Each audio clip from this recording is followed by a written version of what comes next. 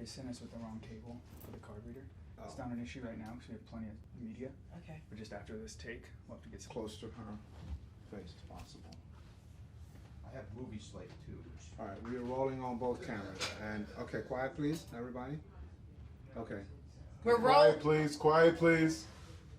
Buzzy, Listen, hi guys, Buzzy. we're rolling. gotta be quiet. Find your seats. We can't have walking. Please. Okay, just go ahead and clap. Daphne, put it in there and go ahead. And mark one. Okay, and Well, Buzzy, Bunnie, thank you for consenting to do the interview for us. Anytime. Okay, my first question, as I was saying to you earlier, I want you to tell us a little bit about your background and your family history. My background is very interesting, but very homey, very down to earth, typical segregated South. I was born in Lewisburg, North Carolina in 1940. Mother, father, very loving couple. Father played for the new Black Leagues, baseball, but wanted to be a dentist, went to Howard University Dental School. Father died, had to drop out, come back to Lewisburg, North Carolina, where I was born, and take care of his family. Graduated from Johnson C. Smith College in Charlotte. My mother was a housekeeper. Didn't work at all. Daddy wouldn't like for her to work because there was nowhere to work other than in white folks' kitchen, and that was unacceptable. So here I come into the world. Cute little girl with long braids. I mean, long braids way down here, so they called me Indian, which embarrassed me and made me cry. My mother would walk me to school halfway because the kids would pick on me. And pretty soon we figured out how to handle that. My mother was a seamstress and she would make dresses for the kids who picked on me. And so they stopped picking on me. Lewisburg, real interesting little country town because everybody knew everybody, and by the time I'd get home from school, my father knew exactly what boyfriend had walked me half the way home. And I could figure out, how did he know that? But when I walk up the street, everybody knew me. And, you know, I saw your daughter talking to Blip on the way home. That was my boyfriend.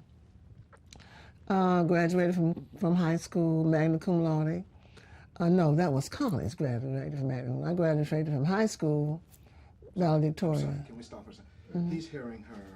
As long as you're not seeing them, it might be best to take them off. Oh, you're And I actually need to change Okay. the battery here real quick, so. My bangles are banging. They Okay. are awful nice. but Alex? Yeah. I can take them off. Distract from your good Come, stuff. I gotta change this. Is anything else making noise? I think that was Let me just it. Okay. Yeah. On the J And, you know, the things, that So, if we don't see just them, cut that. it doesn't validate. Okay. So I'm gonna put these right, in I my got spot. Yeah, there's a charger. So where do I start from? when you graduated from high Just school. give me Okay. 1 second, okay? Yeah. So they called you Indian for how long? Called me Indian until, you know, I grew out of it. There was one culprit who called me Indian. He had a crush on me. His name was Arthur Earl Johnson.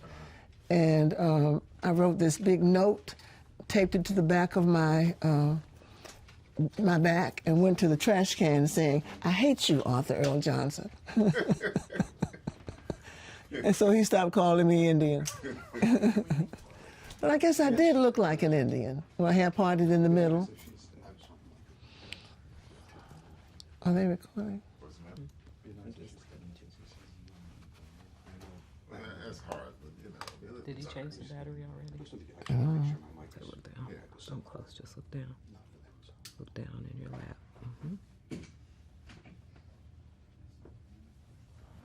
Is that somebody's bangle on the ground? That's not mine. Take two. Quiet, please. 1 second, and both cameras are rolling. In a bit more, in a bit more. This will be take It's two. 2 cameras. Closer to her face a little bit. Okay, and let's do that right there. And take 2. Okay. Settle. Tell us when. I'm good. Daphne is good. You good, Doc? Good.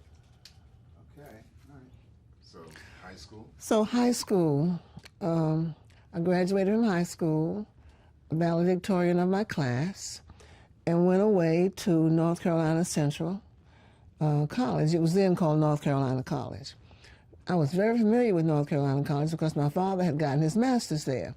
And every year during the summertime, he would drive to school in Durham, and I would get in the car and go with him and pretend that I was a student at NCC. So he let me move around through the college as long as I stayed at the library.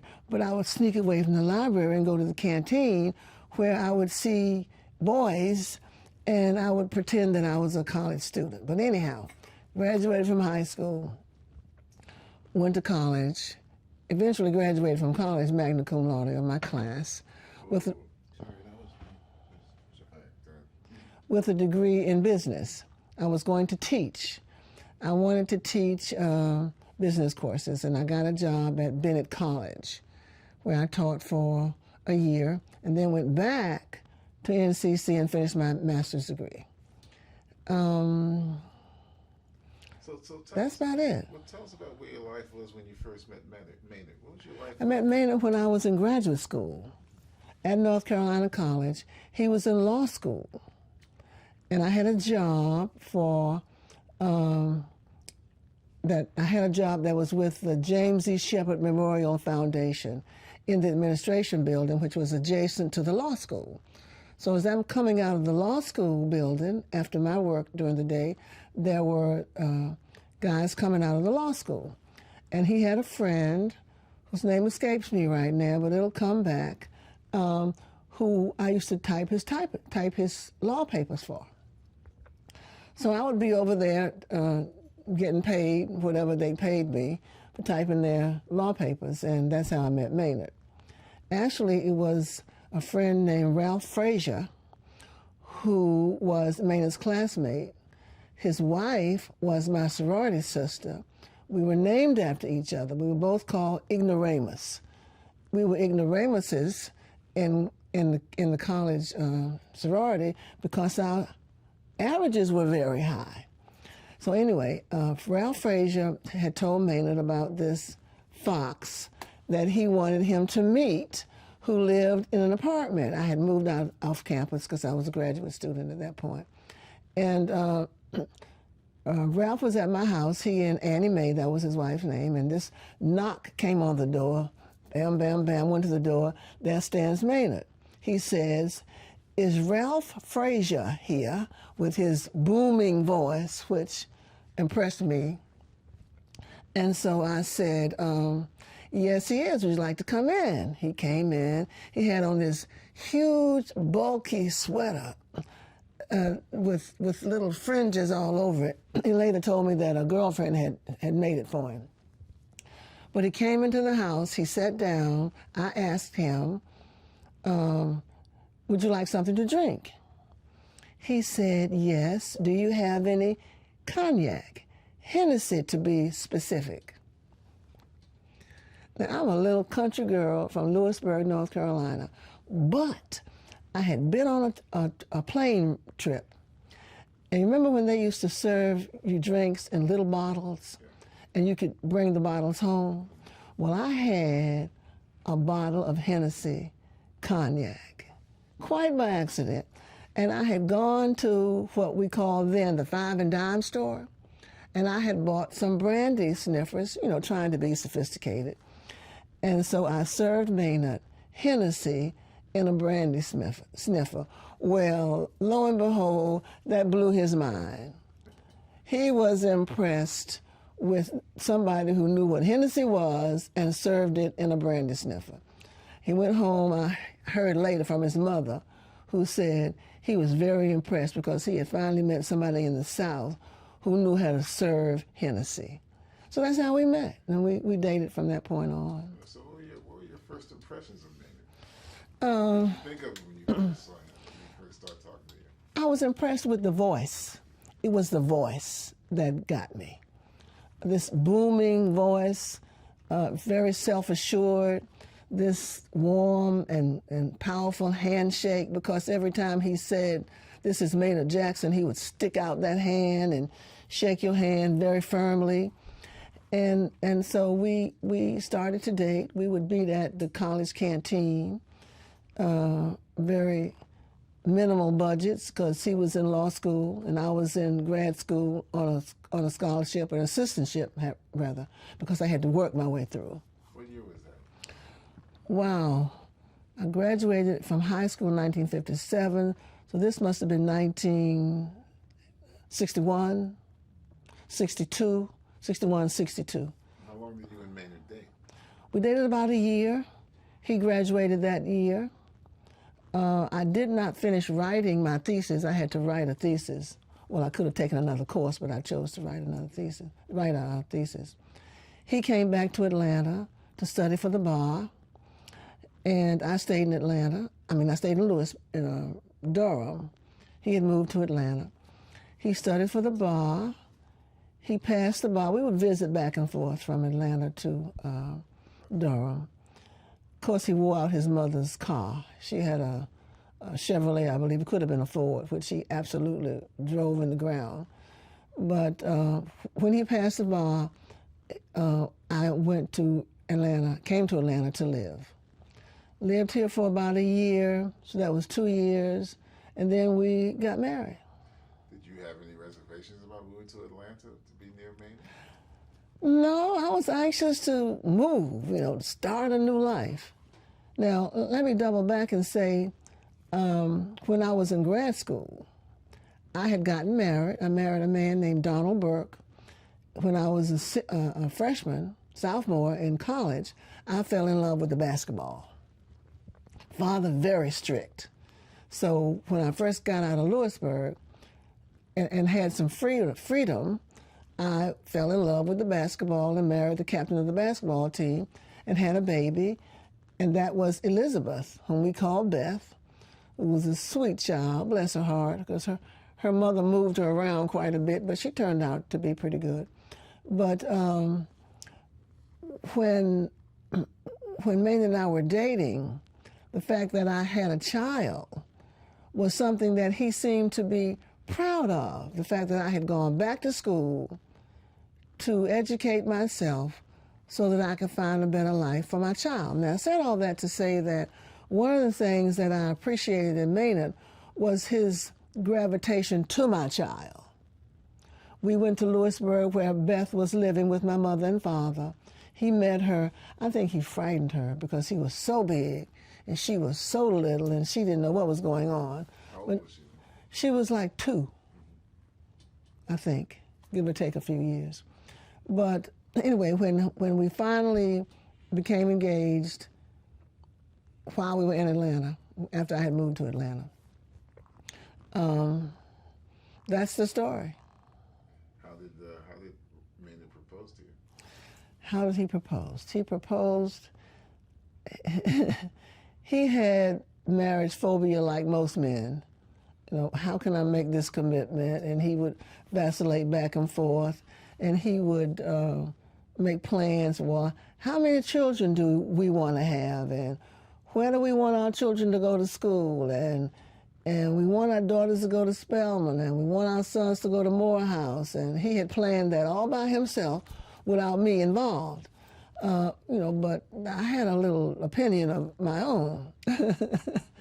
But one weekend, I bumped my knee on something around the apartment, and bruised the patella, and my knee swelled up, and I couldn't walk around. I had a challenge walking, so Maynard had to take care of me.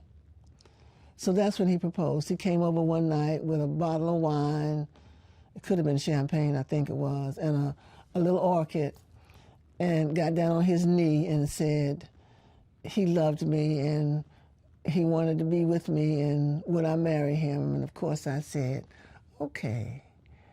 And so that's how he proposed. How long after that did you guys get married? We got married in December. December 30th. Yeah. 1965. Why December 30th, 1965? Because we wanted to take advantage of the income tax break that you get when there's 2 people. Seriously, that's exactly why we did it at the end of the year. So when he proposed, I'm not sure, but I think it was before it got cold. So it had to be August, maybe September. And we planned a wedding at his aunt's house, Millie Jordan, Millie Dobbs Jordan, who was his aunt. We got married at the Morehouse Chapel. They called it the Little Chapel. And Dr. Benjamin E. Mays and Dr. Sam Williams married us. Small wedding, small church, on a shoestring budget. And when we had our reception, because it was Christmas, we served eggnog and fruitcake. And that was the menu. How many people were at the wedding? How many people attended? About 25, just close friends. Just say it again. About 25 people attended the wedding. About 25 people attended the wedding, small wedding, and they were mostly family. You and Maynard have a honeymoon? Beg your pardon? Did you have a honeymoon? The honeymoon. The honeymoon was a suite in a hotel downtown Atlanta, not one of the bigger hotels, but Maynard chose this particular suite because it was blue. My favorite color was blue, it still is. And he found this blue suite, and that's where we went for the night after the wedding. And the interesting thing about the honeymoon was my daddy, who decided that he had not been included enough in the wedding. It's the first time my daddy had ever done anything like this. I was surprised, but Daddy called Maynard up the morning after the wedding and said, "Can you come and lead me out of Atlanta and get me on the highway?" So I said, where is this coming from? But anyway, Maynard got up and came to the apartment where my father and mother were and led him out of Atlanta so he could get back on the highway, get back to Lewisburg, because there was nobody there to watch the house. You know how old people were back in the day. You had to watch the house. So that was the honeymoon. Then we came back home and went to work the next Monday. So Bunnie, tell me about, for you coming from Louisville, what was it like to be introduced to, the background that Maynard came from, being the son of a father who was a minister, Maynard Jackson Sr., being the grandson of John Wesley Dobbs, a beacon of greatness in the city of Atlanta. What was it like being introduced to the black elite of Atlanta for you? Coming out of Lewisburg, coming out of Durham into Atlanta as Maynard Jackson's girlfriend was an experience, to be told. Tell us. It was oblivious to me now because I keep reminding you that I was from the country, where you did not have to wear shoes if you didn't want to, except I wore shoes because I didn't like dirt between my toes. So when I came to Atlanta, I was a bit oblivious to the black leaders who were here. It didn't resonate to me that Sam Williams, who was the pastor of Friendship Baptist Church, was also the president of the NAACP. I had not heard that much, even though I had heard about Morehouse College. I had not heard that much about it, and certainly didn't know of the reputation of Benjamin E. Mays, and had not heard anything about John Wesley Dobbs until Maynard started to tell me about the value of the book, and the ballot. And I call that now the tagline of the Dobbs family because it was something that Maynard talked about a lot. So when I get to Atlanta and I meet these people, especially Aunt Millie. Aunt Millie was John Wesley Dobbs' daughter, one of his daughters. But she was like a mother to me in Atlanta. She embraced me. I had this affinity for blue. I wouldn't wear anything but blue, all shades of blue. And she had the same affinity for green. She wouldn't wear anything but green, so we connected there. People say, well, if you find something that's green, give it to Aunt Millie. And so Maynard would find blue things and bring them to me. And so I'm here in Atlanta, and people began to tell me about the legacy of the Dobbs family, the legacy of the Kings. I mean, there's so many black legacies here. The heritage of black Atlanta is superb. And as I became more of an Atlantan, the more I recognized it. So much so that I would defend it, because some folks would come to Atlanta and call it cliquish.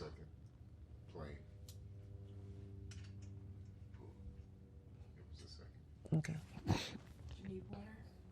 She has some. Do you have some water? Oh, I forgot I had it. Hey, where's that tea that Buzzy had for me? It's sitting on the table. Buzzy, she wants her tea. It's on the table. If you would just put it in another cup and warm it up, you can't warm it up in that cup, because that cup. Huh? What'd you say, Buzzy? He's warming it up. Okay. Still rolling? Yes. Should I cut on this? No, you want to drink your tea, little tea, before you keep talking? I think I'm okay. Okay, let's keep rolling. Ready? All right, everybody quiet down, please. Let's keep Start quiet. rolling. Don't heat it up before you just. Okay. He just needs a second. Should we cut down? Let's cut. Let's cut. Yeah, because You got it. ready to give us another hand clap? Now, where was I? What was I talking about? That's all right, Donna. Oh, the Dobbs legacy. Yeah. Okay, and both cameras are rolling, and go ahead and sound speeding, and go ahead. Let's take 3. Let's settle, please. Yeah, it'll be take 3. Quiet, please. Take 3. Talking about the Dobbs legacy. Coming into Atlanta and becoming a part of the Dobbs legacy was really an experience, a wonderful experience, and a wonderful opportunity for me to learn about Atlanta and to see it firsthand. And after I kind of settled down and understood it, I became a part of it. But I would hear criticisms about it, not just the Dobbs legacy, but the Atlanta black heritage legacy that a lot of families left behind, the Borders, the Kings, the Alexanders. Well, when you came to Atlanta, you quickly could look around and see what was going on. First of all, we had a black bank. We had a black hospital. We had a black insurance company. We had a black movie. Look at the AU Center with all the culture and all the educators there. There was so much blackness around a black hotel, Pascal's, that to be perfectly honest, we were self-contained. The black people who lived in this city were self-contained and made no excuses about what was going on in their lives. So when people looked at them, these people, me included, and called us bourgeois, as if to criticize, it really wasn't a criticism. It was a thank you. Because I would say to people who felt that way, we have a right to be proud of this particular legacy. There's nowhere in the world that this much education, this much heritage, this much black culture has gathered together and has made something. And so that's what I was here for. I really, really am proud of the fact that I was a part of that family and still consider myself a part of that family. So did they treat you, besides Millie, was everybody very inclusive in terms of how they treated Everybody was inclusive. you? You would never treat like an outsider? I was never treated like an outsider. Carol Ann and I, Maynard's sister, are very good friends right now. We cook soup for each other, and we go to movies together and have dinner, and she's probably one of my best friends. So tell me about Maynard. One of the things that I want to explore here is that Maynard had some big shoes to fill, in terms of what he wanted to do with his life. He had a grandfather who was larger than life. He had a father who was larger than life. Did he talk about the feelings he had, the emotional feelings about having to fulfill, to fit in those shoes? You know, like a lot of men sometimes I feel. Maynard discussed his legacy, but not a lot. He discussed it in a way that praised it. He discussed it in a way that you knew he was very proud of it. He didn't discuss it in a way that showed he had any problems with dealing with it. As a matter of fact, it was that legacy that pushed him to get into politics. Maynard was called to politics. He had this dilemma. Am I going to be a lawyer? Am I going to be a minister? And somewhere in there, politics got in the middle. And it was his ministry, I believe, that he was called to, which fulfilled both of those shoes. I'm a lawyer, yes, by training, and I'm a minister by being what I am in the world of politics, because politics is my ministry. He didn't complain about it. He rose to the occasion. Now, he might have suffered in his mind. He might have said, oh, how can I do this? Did he ever say that to you? He never said that to me. No? He never said, oh, how am I going to fill the shoes of John Wesley Dobbs? That was never a feeling that I got. Now, as his wife, looking at him, I could tell that that was something that he knew he had to do. And when you know you have to do something like that, I think, of course, it is a strain. It is, am I going to live up to this? Am I going to be as good as John Wesley Dobbs? One of the last things that Maynard did before he died, on the day that he died, he was on his way to Washington, D.C. to meet with a union, I forget which one it is, was, to try to raise some money for the American Voters League. Maynard started the American Voters League because, first of all, he believed in getting out the vote and registering people to vote, but he had this idea about the American Voters League. We could talk about that later. But his grandfather had started a Voters League, the Georgia Voters League, and his father had started another Voters League in Dallas and had worked in that era when he came to Atlanta. So that politics, that get out the vote, that help the downtrodden, that do something for somebody, that give back to someone in your life, was a part of his upbringing. It's something that you do without thinking that you're doing it. You just do it because, you know, you're trained to get out of bed and put your shoes on. So putting your shoes on to Maynard was to put your shoes on and go help somebody. Good. Did Maynard talk to you about, before he met you, he had went to Boston University, he got out of Morehouse at a very young age. Mm-hmm. He went to Boston University and he struggled there. Yes. And then he came back and then he went to North Carolina. Yes. Did he talk to you about that? Yes, he did. What did he tell you? Yes, he did. Well, he was disappointed that he didn't make it at Boston University. But that's something he just kind of threw over his shoulder and just did not discuss. I knew it. He told me that. But when he came to North Carolina Central, his mother was a professor of French there. And he enrolled and went on to graduate from North Carolina College, cum laude, from law school. Maynard's problem, as he explained to me, was taking tests. He didn't know when to shut up. He didn't know when to stop writing the answer to a question. So you may have 5 minutes to answer 2 questions. If you spend 5 minutes on one, you don't get to the other question. You fail the test. So if you have met Maynard and you talk to Maynard, you know that he had an opinion about everything. And so as he continued to give his opinions on paper, he would not pass tests.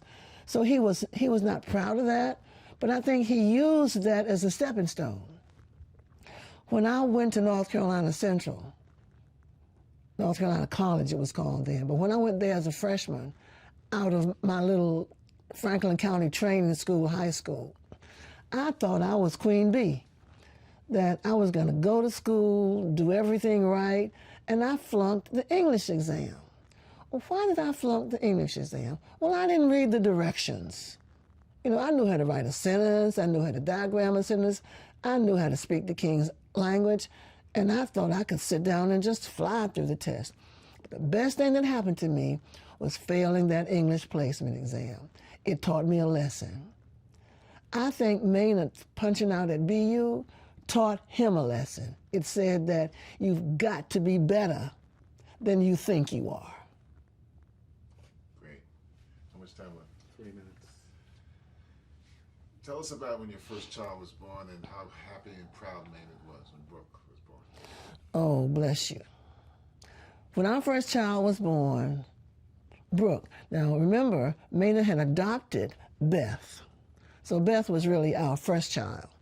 But Brooke was our first child that Maynard literally fathered. Maynard was the only father Brooke ever knew, Beth ever knew. I get the B's mixed up, the Buzzy, the Beth, the Brooke. But when Brooke was born, Maynard wanted to watch the birth. Now, Brooke was born in 1968. She was born on the day that they buried King. So we were in St. Joseph's Hospital.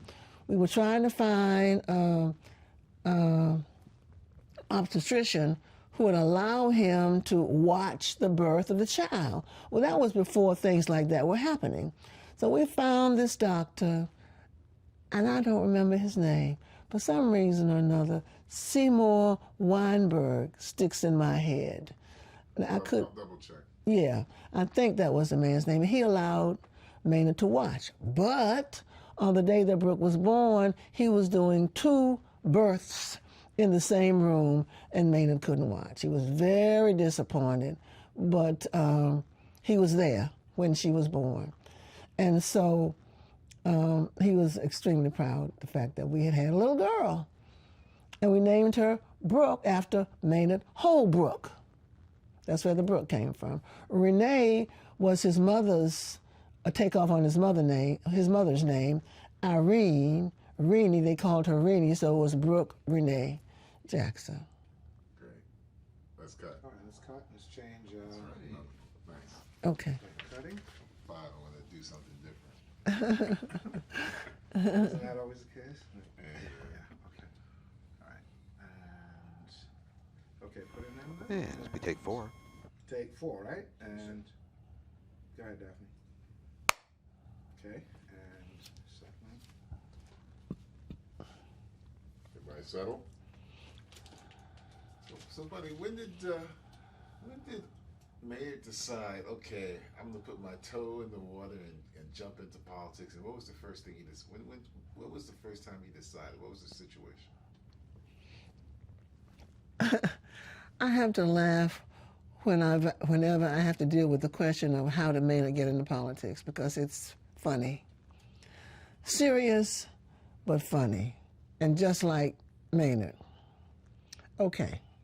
So we know that Maynard has this affinity for fixing things, and he's driven to help somebody. If nobody else is going to help somebody, then I'm going to do it. So Maynard I had been saying to him, like, you need to run for something. Why don't you just run for the school board so you can tell somebody else what to do and quit telling me what to do all the time? So just run for office. That had been my approach to it. Because I knew he was going to do something. It was either to be a minister or something like that. He wanted to be the black F. Lee Bailey and do criminal defense. That's what his dream was. I wanted to own Coca-Cola, and he wanted to be the F. Lee Bailey. So a guy named James Dean, who lived in the neighborhood, we had bought a home, and we were living in Atlanta, city of Atlanta, but DeKalb County. And James Dean was a member of the State House, and he had promised James that he was going to run for the State House. And so he had decided not to. Brooke had just been born. It was 6 months after she was born, right after Bobby Kennedy had been shot to death. So we were in North Carolina showing off our child to my mother and father and Beth, who was still living with them. And then we had gone to Durham, about 30 miles from Lewisburg, to show Brooke to his mom. And he decided that he was going to drive back to Atlanta to tell James and the group that he was not going to run. He was going to hold true to his dream and become a criminal lawyer. So he gets home. I stay in Durham so his mother could spend some time with Brooke. And Bobby Kennedy is shot to death. Maynard calls up a very dear friend of ours named Leela Harris Ogden, who, by the way, had designed our wedding bands, and borrows $3,000 from her and goes to the courthouse and puts the money down to run against Herman Talmadge for the state senate. And then he called me. Now, I want you to stew a while on the order of things. He came back to say he wasn't going to run. He borrows $3,000, runs against Herman Talmadge in Georgia, and then he calls me. Now, I'm on leave with a baby, 6 months old, on maternity leave, was thinking about not going back to work, was going to stay home and do the mommy thing. Maynard had a decent job. He was working at the Emory Law Center, and that's what I'm thinking about doing. But then, after he did that, I had to go back to work. We had just bought a house. We had a baby. We had no savings, and my husband didn't have a job. That was my introduction to politics. Was I upset? Well, what do you think? Of course, I was most concerned about who's going to pay the house note, and we didn't have a one car because I sold the Carmen Gia I had to pay for the wedding, all those kinds of things. So I think it took me about 6 months to calm down. Obviously, he lost the race against Herman Talmadge, but he carried Atlanta. This young man, this little whippersnapper, as people would say, this man who entered politics without calling the first black leader to ask their opinion, he just did it. He said, well, nobody else was running against Talmadge, and I could not see Herman Talmadge running for a race for the senator of the state without opposition. So I did it. Okay, so you did it. But it opened all kinds of doors, made it never stop running. So what did you say to Maynard when he came home after he bought $3,000? You don't really want to know. I don't remember what I said, but it was something like, you must be crazy. You know, now I got to go back to work. We don't have any money. How are we going to eat? Blah, blah, blah, blah, blah, blah, blah, blah, blah. My father loaned me some money, which, you know, enabled us to pay some bills and get kind of settled. And then I went back to work. Now Maynard was campaigning around, not only in Atlanta area, but around all over Georgia. Were you concerned about, I mean, this is still, you know, not... This is Georgia. And he's running against who? Herman Talmadge. Somebody's going to kill him. So I'm concerned about that, let alone paying the house note. The major concern was, am I going to have a husband when this is all over? So he finds a young man who flies an airplane, can't call his name right now either, but a friend of Maynard's, who flew him in a little Piper Cup all around the state to campaign. He would come back and tell me about some of the sites that he went to, especially a city called Carrollton, Georgia, where he went and did a rally, and the audience was 50-50, black-white. Maynard always believed in consolidated politics. That's probably my terminology. But he always believed in cooperative politics with poor whites and poor blacks, and if we could ever get those together, we'd really have a constituency that could win some races. So he didn't win that race, as I said before, but he carried the city of Atlanta, immediately after that race, which took place in Let's 1968. slow down a second. So you didn't carry that race, but what was the response from the old guard of black leaders in Georgia when he decided to throw his hat in the ring? They thought he got some backlash. He got back when he didn't let black leaders, the so-called black leaders, when he didn't let them have a word with him before he made the decision to run, when he just did it, he got backlash from those black leaders. Because who does he think he is? Yes, he's a Dobbs. Yes, he has the pedigree to do this. He has the educational background to do it. But why would he do that? So he got some backlash from the Leroy Johnsons, from the Horace Tates, from other persons who were moving up the ladder in the realm of black politicians in Atlanta. And he didn't apologize for it. He just bubbled up and did it because nobody else was doing it.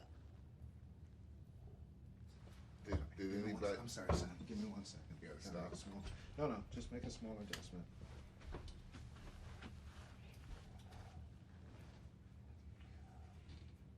So when Maynard was defeated, and this is a quote I had, he said it was an historic victory has been achieved tonight. Georgia told the world that any American, black or white, rich or poor, liberal or conservative, can run for office in this state. This is a victory. Were you there when he made that speech? I think I was, but I don't remember the speech. Now, I know you don't want me to say that. No, I know what you're saying. So you've already kind of said it, but I want you to say it again. What did you think he came away with, even though he lost? What did he feel he accomplished?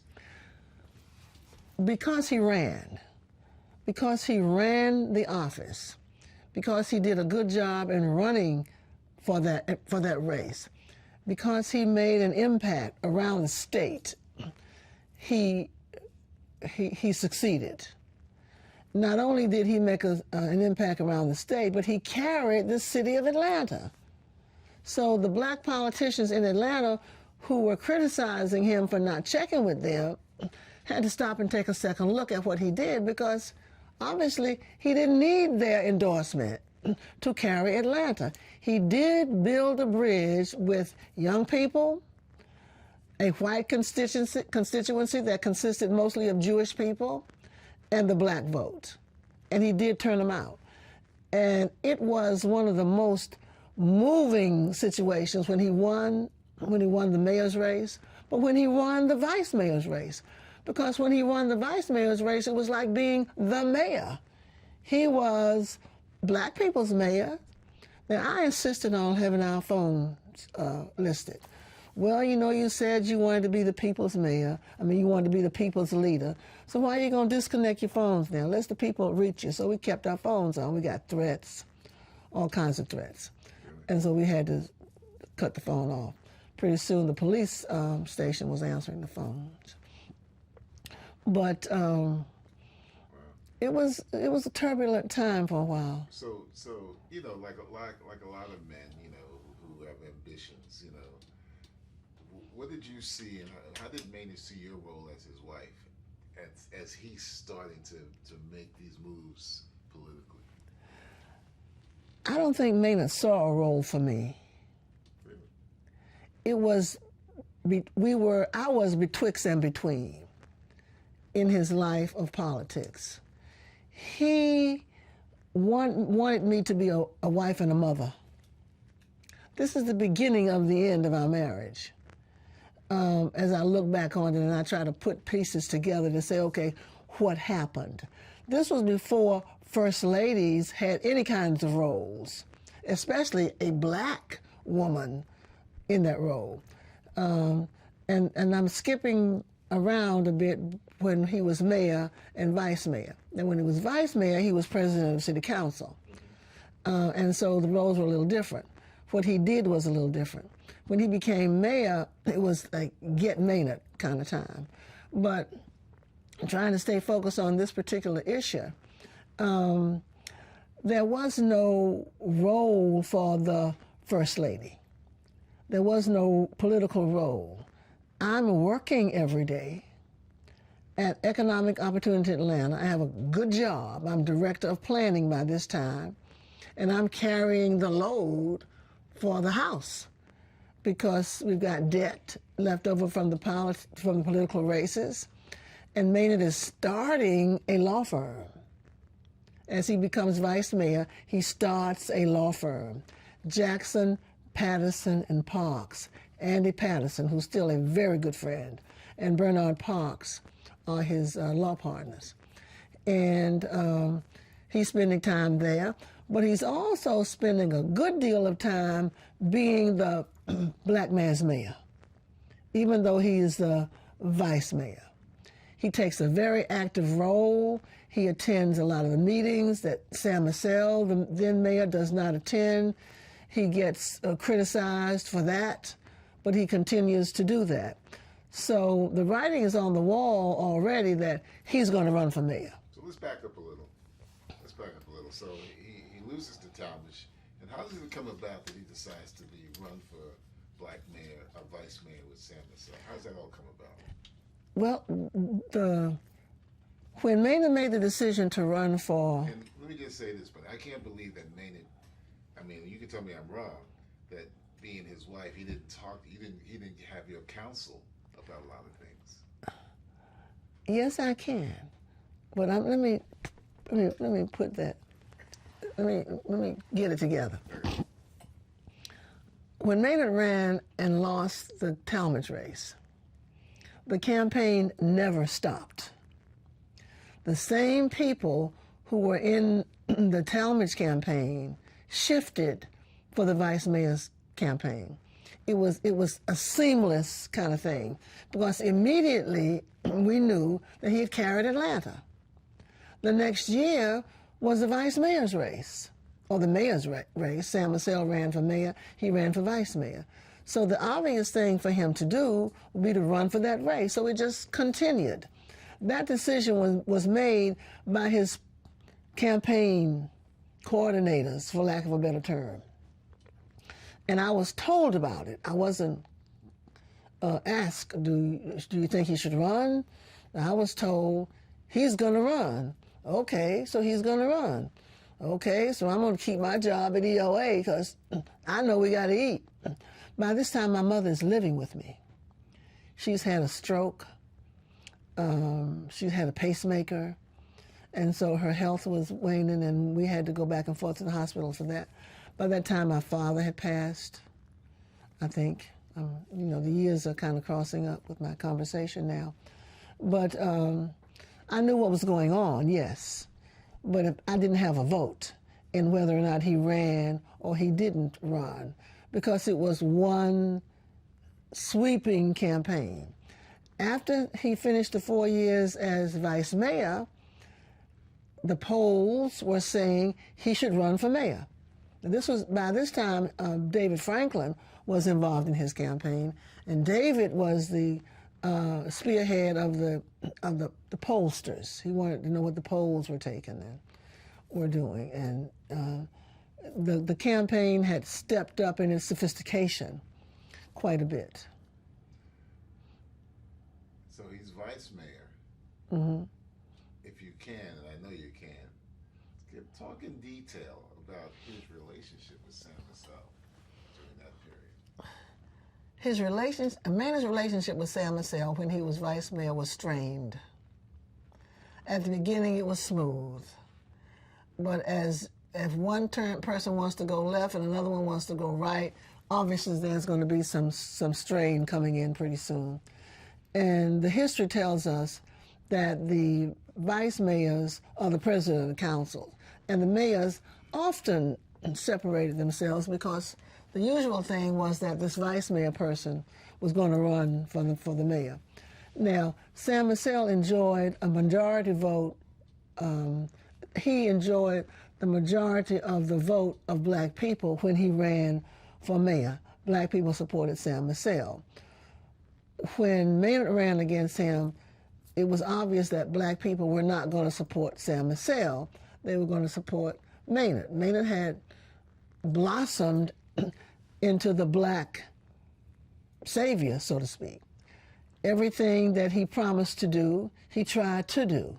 He didn't accomplish everything because once he got in office, he soon discovered that one man can make a difference, but one man needs some other votes to help, pass this legislation or whatever he's trying to do. But Sam was moving out of the vice mayor's job into the potential mayor's race. It was Sam that said Atlanta was a city too busy to hate. It was the phrase, he used the phrase. What was the phrase he used? Atlanta's too young to die. Yeah, Atlanta's too young to die. Atlanta's too busy to hate, that's another phrase. And so the phrase that Sam Massell used, Atlanta's too young to die, turned on Sam quite a bit, a lot. And that's probably one of the things that caused his demise. But at the beginning of their relationship, it was cordial, but Maynard was a very pushy, kind of do it my way kind of guy. The more you got to know him, the more you understood that he wanted to get it done, but he wanted to get it done in a way that he could endorse. And Sam Massell was the mayor, so that didn't sit too well with Sam. And do you think there was also this sort of black-white dynamic between the two? Well, Sam Massell was Jewish. Yeah. So Sam Massell was Jewish and expected black support. But with a black man running against him, or a black man blooming into the politician that Maynard was becoming, was not something that Sam had anticipated. But once you're in a room with Maynard, you know good and well what his plans are. Could Maynard be a bull in a china shop with Bunnie? Maynard could be a bull in a china shop, but a nice bull in a china shop. He would respect the china, but if you didn't watch too well, the china would be turned around, not necessarily destroyed, but turned around. Maynard was very forceful. I don't mean that negatively. I mean that positively. A lot of times you hear people say power is not given away. It has to be taken. Maynard had no problems taking the power. Did he talk to you about his decision to run for mayor? Yes, he did. Okay. Yes, he did. Okay, so He talked about it was a given. I'm going to run for mayor. You're going to run for mayor. We all knew he was going to run for mayor. It was like vice mayor was a stop off. Before he had been vice mayor 2 years, we were planning his mayoral campaign. And you're here carrying a load, paying the bills, dealing with your children, Yes. How did you feel when he's like, now he's this ambition is taking him from running against Talmadge, losing. Now he's a vice mayor. Now you're hearing he's going to run for mayor. How did you feel? How I felt in all of this is a very hard question for me to answer, because the night Maynard became mayor, the momentum was so high and so vital and so strong and so embedded in so many people's minds that at that point, I could see that there was a divide happening between me and Maynard. I could tell. Because neither one of us knew how to be mayor or how to be the first lady. There was no book written on what to do. Maynard felt like he had to give every waking moment to his job, and he did. Up in the morning at 5 o'clock, out at 6, home at 11, sound asleep by midnight. It was one of those things that, well, where's the time for me? Did I support him through this? Hell yes, I supported him through this. Did I want more of him? Yes, I did. Did I get it? No, I didn't. Because of his commitment to this city. This man was firmly committed on being the best mayor that Atlanta ever had. And you know what? He was. Okay, great. Tell me about David Franklin and his relationship with Maynard and how it evolved over the years. David Franklin's relationship with Maynard was a mystery to a lot of people, including me. David Franklin became a partner in the law firm. It soon became Jackson, Patterson, and Franklin, I believe. And at that point, David wasn't a member of the Georgia Bar. I don't think he ever passed the Georgia Bar. He was a member of the D.C. Bar, if I remember correctly. And so he didn't actually do any legal work. His job was an advisor, mostly, to Maynard. And it was mostly politics. David Franklin was the gentleman who was in entertainment law. He was the person who got Roberta Flack to do the concert at the beginning of Maynard's run for mayor. I believe that was the timing. That brought in 25,000, maybe 50,000. I'm not sure what the ticket was, but it kicked off Maynard's campaign. A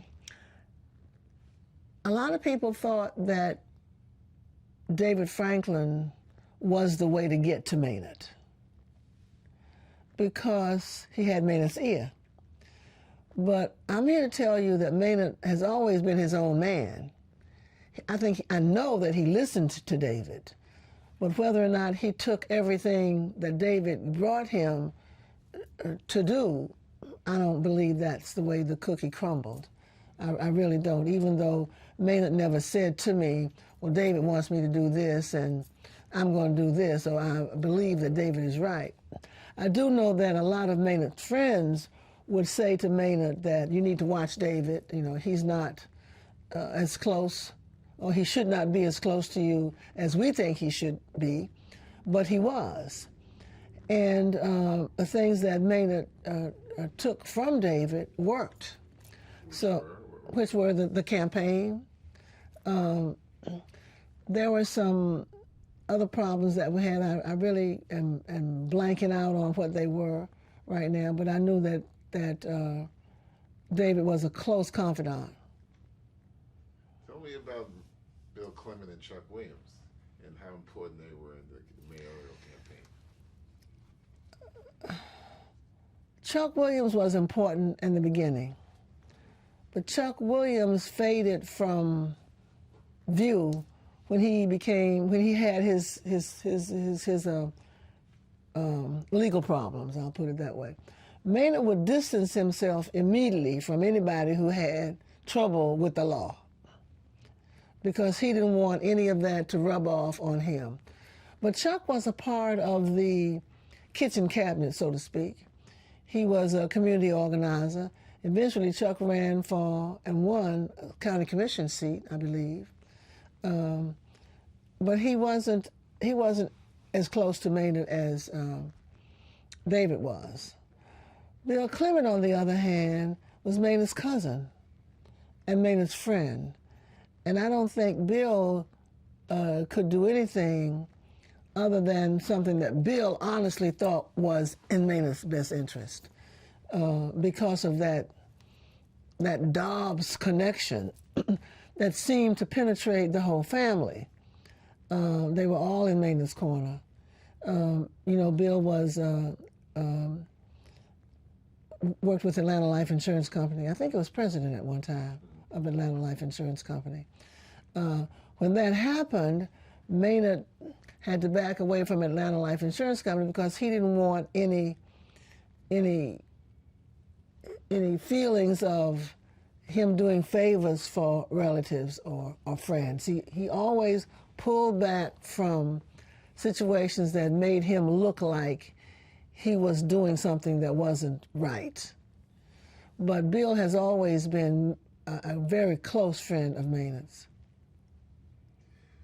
When the campaign began in the fall of '72, when he was running for mayor, he encountered resistance from one of the most powerful members of the black elite, Jesse Hill. Tell me about why Jesse was like that, and Maynard, and your reaction to Hill's resistance to Maynard running for mayor. I think Jesse Hill resisted Maynard because he didn't come seek his advice. He was one of those persons that Maynard did not seek advice from. He was considered a leader, and Maynard didn't do everything Jesse Hill wanted him to do. Maynard didn't do anything anybody wanted him to do exclusively, including me, obviously. But I think the more pressure you put on the man, Maynard, the more he was suspicious of what your reasons were. And there were rumors that not only David, but there were go-to people, that if you went to Jesse Hill, or if you went to David, or if you went to someone else with an issue and you got them on your side, that you automatically had Maynard on your side. And that wasn't the case. And Maynard rebelled. Did he eventually win Jesse Hill? Yes, he did. I need to say that. He eventually won Jesse Hill over. Jesse Hill became a very good supporter. As a matter of fact, the whole Atlanta Life became a supporter of Maynard's and helped him raise money for his campaigns. So when Sam Cassell, put out the campaign strategy with the Land is Too Young to Die, you already told me your reaction. What was the reaction of the majority of the black community to what that campaign slogan from Sam Cassell? The reaction to the campaign slogan that Sam Cassell put out was rage. How could he say that? Okay, so we can't trust this man. Atlanta is not this way. And so that caused Sam Cassell to lose the favor of the black people who were supporting him, who were going to support him. I don't know, I can't say for a fact that Leroy Johnson was one of those persons, or Jesse Hill was one of those persons. I don't know that for a fact, but I do know that when Sam said that, it caused him to lose face with the black community. It really did. You should take a sip of water. You sound a little worse. Yeah. How are we doing? We're good. We have 3 minutes on the one card, and then we'll switch over to 32 minutes. I have 24 minutes. Okay. So, All right. I'm gonna ask one more question. We'll take a break. October 16th was the runoff day between Sam and Maynard. Buzzy was 2 years old around that time. 19 what? 72, 70. Must be. Yeah, Buzz was born 1971. So like 73, I guess. Yeah. 73. So Buzzy might have been 2. What do you remember about that day, the runoff day? Election day? Yeah. Election day, we went to the polls, we voted. Election day, we went to the polls, we voted. My mother went with us. I think we might have even kept Beth out of school as she went. Buzzy was a little toddler running around getting in everybody's way, and so was Brooke. But it was a normal kind of a day for me. After we went to the polls and voted, we went to Maynard's favorite campaign spot, which was the corner of Cascade Road and Abernathy, I believe. Anyway, it was where there was a Krispy Kreme donuts shop. So you can imagine why it was Maynard's favorite campaign spot. I went with him. We shook hands a little bit. Then he went on his way and I came home. To a normal day. Phones rang a little bit, but not a lot. When the day was over, cars came, picked me and Beth up and took us downtown to hotel, and I think it was the American Hotel, and I had the Sheraton Biltmore. Sheraton Biltmore. But go ahead. Just go ahead and say it. Anyway, so there's a room upstairs with all his relatives and friends. All his relatives there. No room for friends when relatives come around. So they take up all the space. But excuse me.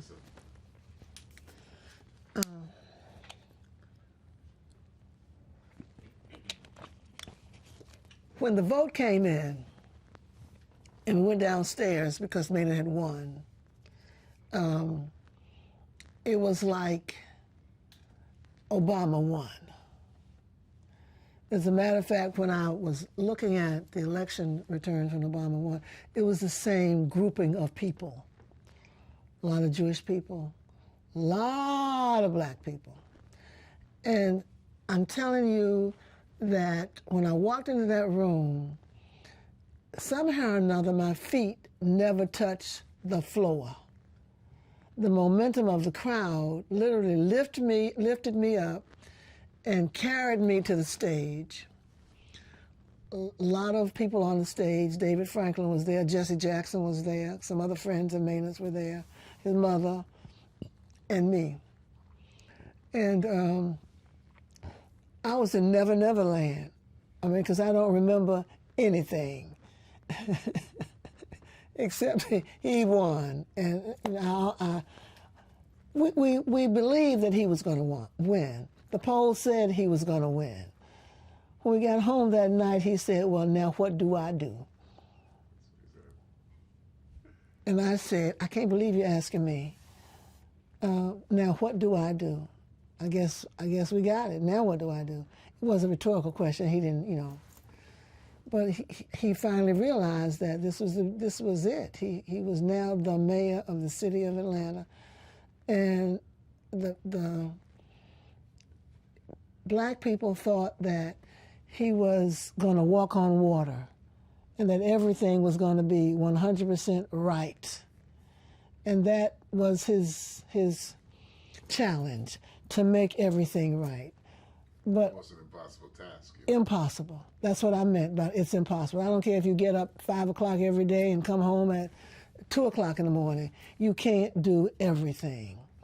But he was determined to do everything. I was talking to a friend this morning, actually the lady who's in the house today doing some work, about her making a comment to Maynard about something that was going on in his street. He fixed it. So he was always fixing problems. When someone told Maynard about a problem that they had, if he could fix it, he would. In terms of even filling a pothole on your street, that takes a lot of time and attention. But that's what he did. And so I say to a lot of folks that my sacrifice to this city was my husband. My children's sacrifice to this city was their father, because he gave 150% of his time to this city. He did it because he wanted to. He did it because he promised that he would.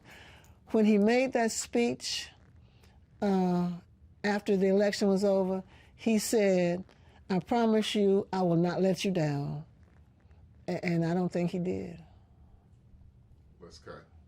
Okay, cutting. That's great. Cutting. We're going to take a little bit of break so you can stretch a little. Yeah, sorry about my throat, but it's just one of those things. Alex? She sounds great. Alex? If you want to swap a card out. Thank one you. of them. Okay, guys. We'll take a little bit of break. Is there anything I didn't say that you want me to go back and say when we come back? I'll double check my notes. I'll check with Daphne. I think you did, but we'll double check. All right. Do me a favor. Get me an extension cord, please.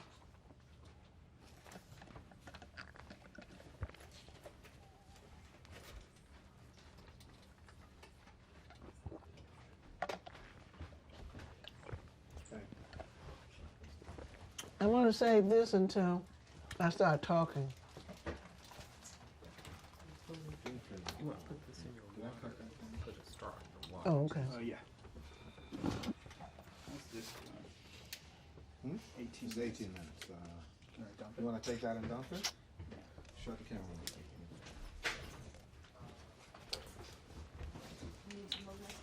Yeah, I'm gonna fix this wire on here just a little bit. Looks like it's crept out. Okay. You. Thank you. Thanks. Thank you.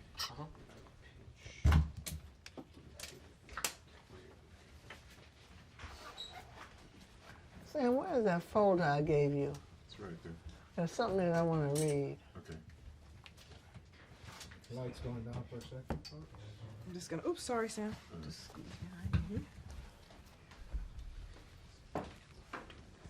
Make sure that this doesn't get exposed.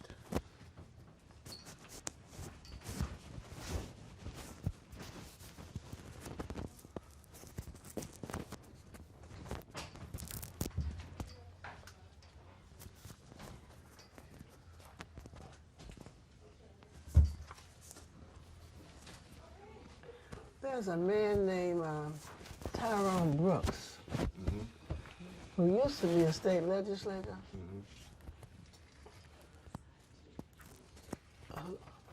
who took Maynard around the state when he was campaigning for Senate. Against Talmadge? Yeah. Is he still around?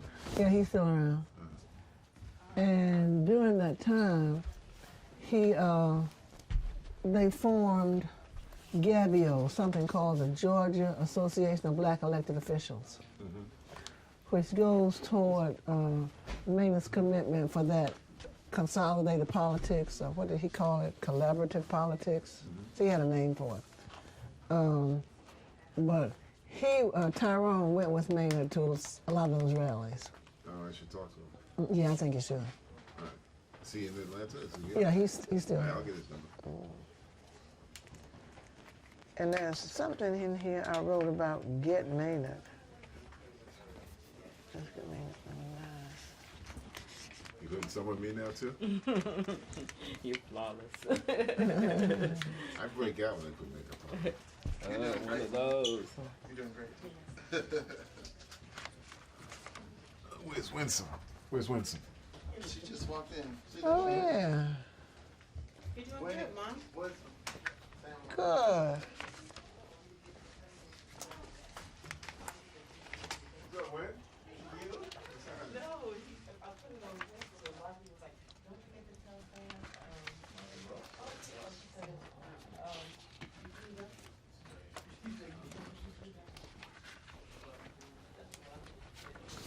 Is that Winsome? Yeah, she's in the kitchen. She just stopped by lunchtime. Okay.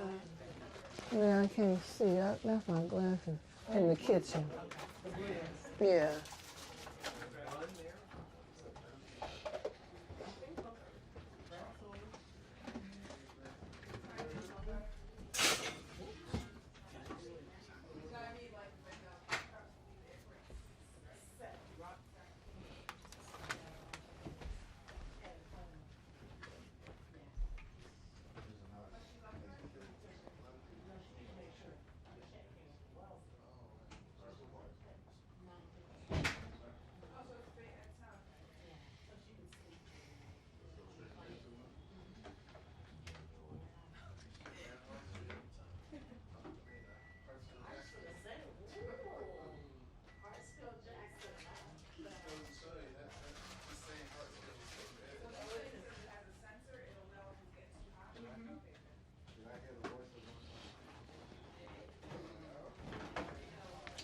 You are. I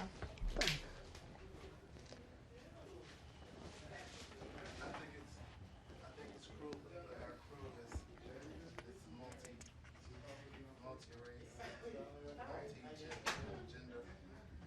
It's in the spirit, man. The last little more that we're gonna stop, so she gets one. Hey.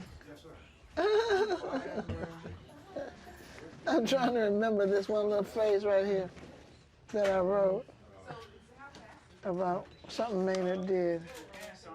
Giving you a break. Yeah. You all right? I'm good. I'm good. Just came to check on you. Good. See how it's going. about 30 I'll minutes. make some more It's a tea. 64 gig. You good?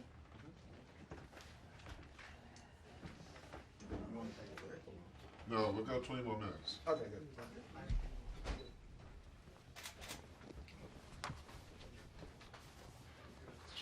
This was right We're here. gonna go about 20 more minutes, and we'll take a lunch break. Okay. And we'll come back after and do a little over an hour. Okay. And then I want you, we're gonna set up a camera over near the couch. Mm-hmm. I want you to sort of go through those, scrap the news headlines and some of the pictures Okay. and talk about it, okay? Okay.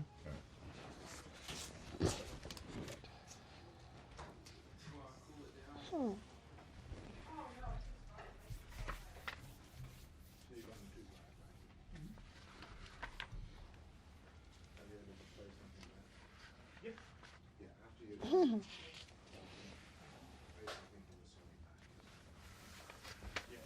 I did a record check.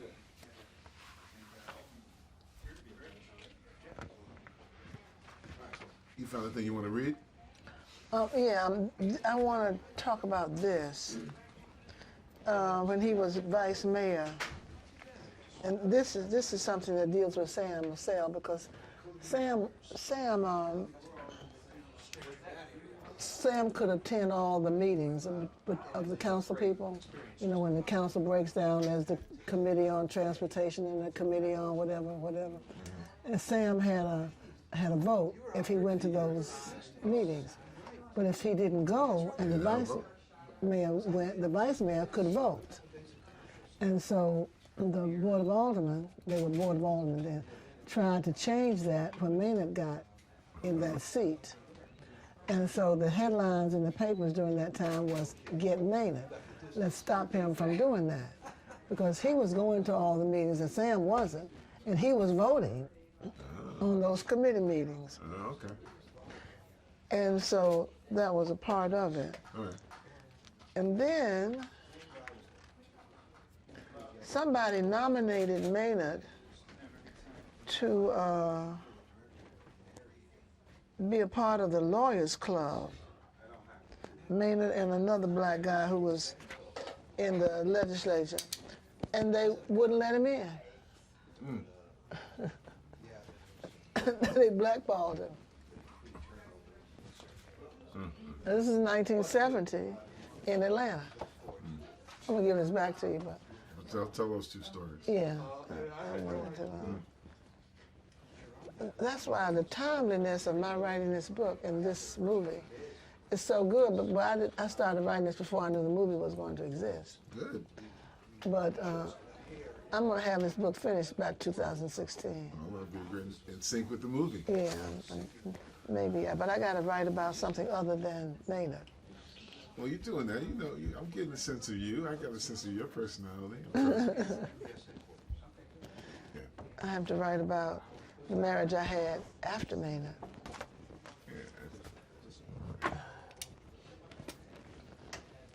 Okay, guys, I'm gonna get up and stretch my legs. Okay. No offense, everybody's role is important, but if the sound mixer doesn't make it Buzz and Wendy. serious, Buzz and Wendy. Doesn't even And seem like Winston, a too. God. I want y'all to go in there, go in the room in there, and stand over there next to Sam and get a picture. Okay. You, and Winston. I'll have Hey, my D. makeup. I got to have this picture. Right now? Well, now or sometimes, and I know y'all, if I don't push it right now. Let me, say what? Absolutely. Absolutely. Because see, this is the picture that I can send to the AJC. Where's the photographer? Seems like, Where'd the photographer go? unpredictable distance. Where did he go? Oh, there he is. Okay. Where do you want? I'm trying to set up a picture if you don't mind. all right. I want Winsome and Buzzy and Wendy near you over there. That's gonna be hard. You're gonna be fighting. Light? No, just everything to get. How many people? Can we do it We right can- before lunch in We'll front do of it the right house? before lunch. Yeah.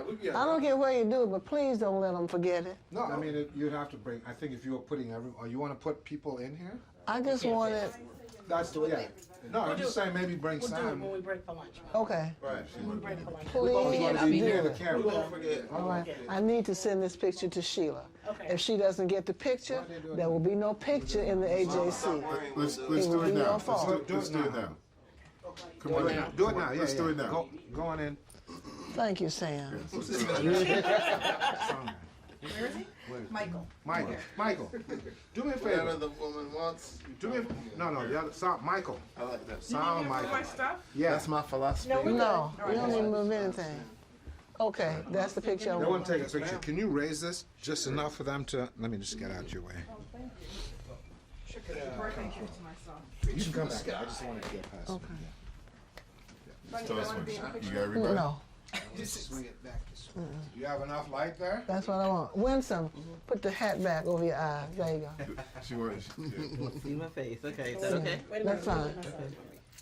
Yes, I know. There you go. All right. Thank y'all. Another one. Do more.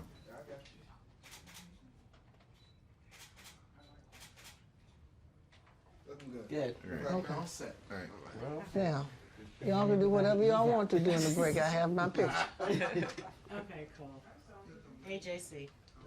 Boy. I hope they use it, but if I don't send it to them, they definitely won't use it, right? Right. That's right. That's a good shot. Let me see. Yeah. Okay, that works. How's your Works for me.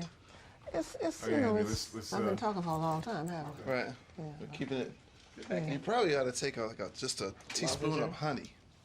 Honey? It coats your throat. Yeah. It does, okay, give me that. You had a cold? She's getting No, a I little have hoarse. a drip back that goes back in my throat. You want to get your boom back in? Yeah, I'll wait. Ate at some place yesterday called. Standing by. Is this honey you talking about? Yep. See how much of it I bought you? Okay. So you're good for a while in the honey Hey, department. Michael. Mike PA. Yeah. What was the name of that place we ate at? Was it Steam House? Steam House? Okay. Where y'all going? No, it's a place that we ate at yesterday. Oh, We just like saw it on the road and I looked it up on Yelp. It had a couple of good stars. So. okay. What's the name of it? He said he thinks it's a steam house. Is that an elephant? Mm-hmm. Are you a Delta? No. Didn't I ask you this question it's before? a Hindu deity, Ganesha. Okay. Not too many people get that close to touch him, Okay. but obviously you're a good egg. He's a remover of all obstacles. Okay. I got some elephants around here somewhere. No, I'm not a Delta. I went to state school in my. Oh, yeah. Okay. Are Deltas red? Because I see all these women in red coming into the Marriott dressed all in red, and I know. Yeah. Are they? Do they all wear red? Oh, the Delta's doing something? Today? Last night or this I have morning? no idea. I just saw all these women dressed in red, and I said, must be a sorority getting together. I don't know. But even when I was in Martha's Vineyard this past summer, they were having some 40-year reunion or something. I guess different chapters. Yeah, lots of different chapters. So I want to also try to go by and to see the campus of Morehouse. Okay. Yes. You know what? They were talking about getting some, I He's think, some gonna shots go of Morehouse. I know they want. To He wants to Siberia. get one of John Wesley Dobbs statue. Yeah, on Edgewood.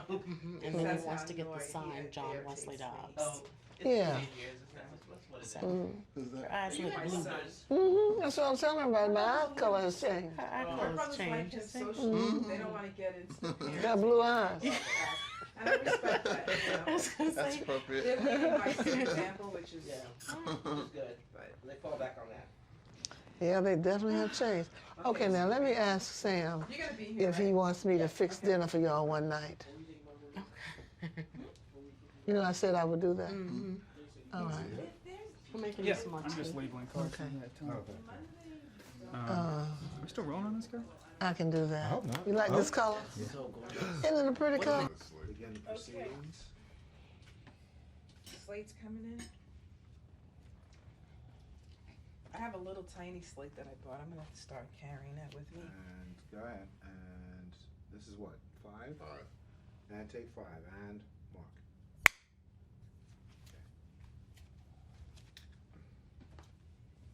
Okay. Rolling on both cameras. Okay, great, thanks. You ready? So, Bunnie, you want to tell us a story about when Maynard was vice mayor and having to deal with Sam Lassell? Yeah. When Maynard took office in 1970, when he was the vice mayor, the doors of City Hall did not swing open and welcome him, and all was not well. There was a period of time when the newspapers, black and white, carried a headline that said, "Get Maynard," because there was this mood at City Hall where they were trying to get Maynard. It was a racist move. The Aldermanic Board, the Board of Aldermen, had a regulation that said if the mayor didn't show up at the Aldermanic committees, the vice mayor could show up and could vote in the mayor's stead. So there were committees like the Transportation Committee, the Police Committee, the Finance Committee, and if the mayor wasn't there, and in this case, Sam Lassell was not necessarily at all of these meetings, Maynard was there, and he voted. And so that was never done in the past. The vice mayors didn't show up. Nobody showed up. The aldermen just carried the vote and did what the committees were supposed to do. But Maynard, being Maynard, showed up at the committees and voted. And so there was a move about to take that power away from him so that he could not come to meetings. And so there was a groundswell among the black aldermen and the black community. I remember a lady named Dorothy Bolden who was very involved with the Domestic Workers Union, and Hugh Williamson and H.D. Dotson, some of the other aldermen. Because in that sweep that year, the city council was full of black people. And so there was this black power movement, and they could influence government. So Maynard kept his vote. They didn't change the legislation that would have stripped the power from him to do that. That was because of the coming together of black people to support him. So that attempt to get Maynard didn't work. I'm sure there were others, but that was just an example that reached the headlines, get Maynard. And then another important story that should be told is the story about the Lawyers Club. All of the sophisticated, learned lawyers called the Lawyers Club could take lawyers in. New lawyers come to town, pass the bar, they become a member of the Lawyers Club. You had to get nominated and voted in. Well, Maynard, the vice mayor, was a lawyer, had passed the bar, and another gentleman named Bill Alexander, who was a member of the state House of Representatives, were put up for nomination by a guy named Miles Alexander. And they were refused admittance. They would not let Maynard and Bill into the Lawyers Club. Every time that they would come up for vote and they would get enough votes to become members, there was an article in their bylaws that said they could be blackballed by 10 people. And they were always blackballed, and they never became members of the Lawyers Club. Years passed, they were eventually admitted. But those were other attempts to squash Maynard. So when he was vice mayor, all was not hunky-dory, as my father would say, in the land of Atlanta. And he had a lot of challenges trying to serve the people as the vice mayor. Let me ask you this question. When Maynard became mayor, I remember when he became mayor, it seemed to be a very, in this period of time in America, it seemed to be a very sort of, strong moment. I mean, not only was Maynard elected black mayor of Atlanta, but Tom Bradley was elected mayor of Los Angeles. You had Coleman Young in Detroit. This was a revolutionary time. It was. What did it say about Maynard Jackson being the first black mayor of Atlanta when these other men being black mayors of their cities in the post-civil rights movement? In the post-civil rights movement. It said a lot that these black men, no women, were moved into positions of power in their cities. Los Angeles, Philadelphia, Detroit, Gary, Indiana. And these men talked. Tom Bradley talked to Maynard Jackson. And there was a mayor in Detroit after Coleman, Archer. They talked. They visited each other. We were in their homes. We had dinner together. And they shared problems, and they shared solutions to problems. But what it said is that things are changing. It brought on organizations like the National Conference of Black Mayors, where black mayors were really growing all across the country, not just in major cities, but in little cities throughout the state. There were more black mayors in Mississippi and Louisiana for the first time in just profusely elected across the state. And so Maynard was very instrumental in starting that organization, the National Conference of Black Mayors. Before that, it was the Southern Conference of Black Mayors. So it started in the South, and then it grew in the North. But what it said is that a change is coming. But it was a change that expected these black mayors to work wonders. And in many instances, these black mayors were inheriting troublesome cities where the infrastructure was not what it should be, troubles where the police department was in disarray. But black men were expected to come into the cities and solve these problems. And I think they tackled them with vigor, they tackled them with honor, and progress was made. Good. You remember the inauguration ball? I heard it was a big blowout. Oh yes. Is that the inauguration? The inauguration ball. And I'm going to ask a question, and maybe it'll come when I ask this question, I can answer it myself. No, that was not the inauguration ball. That was the fight ball behind the Muhammad Ali fight that I was talking about. I don't remember the inauguration ball. Isn't that interesting? Obviously we went. Obviously. But it's one of those black spots in my brain. Well, talk about it if you can. Mm-hmm.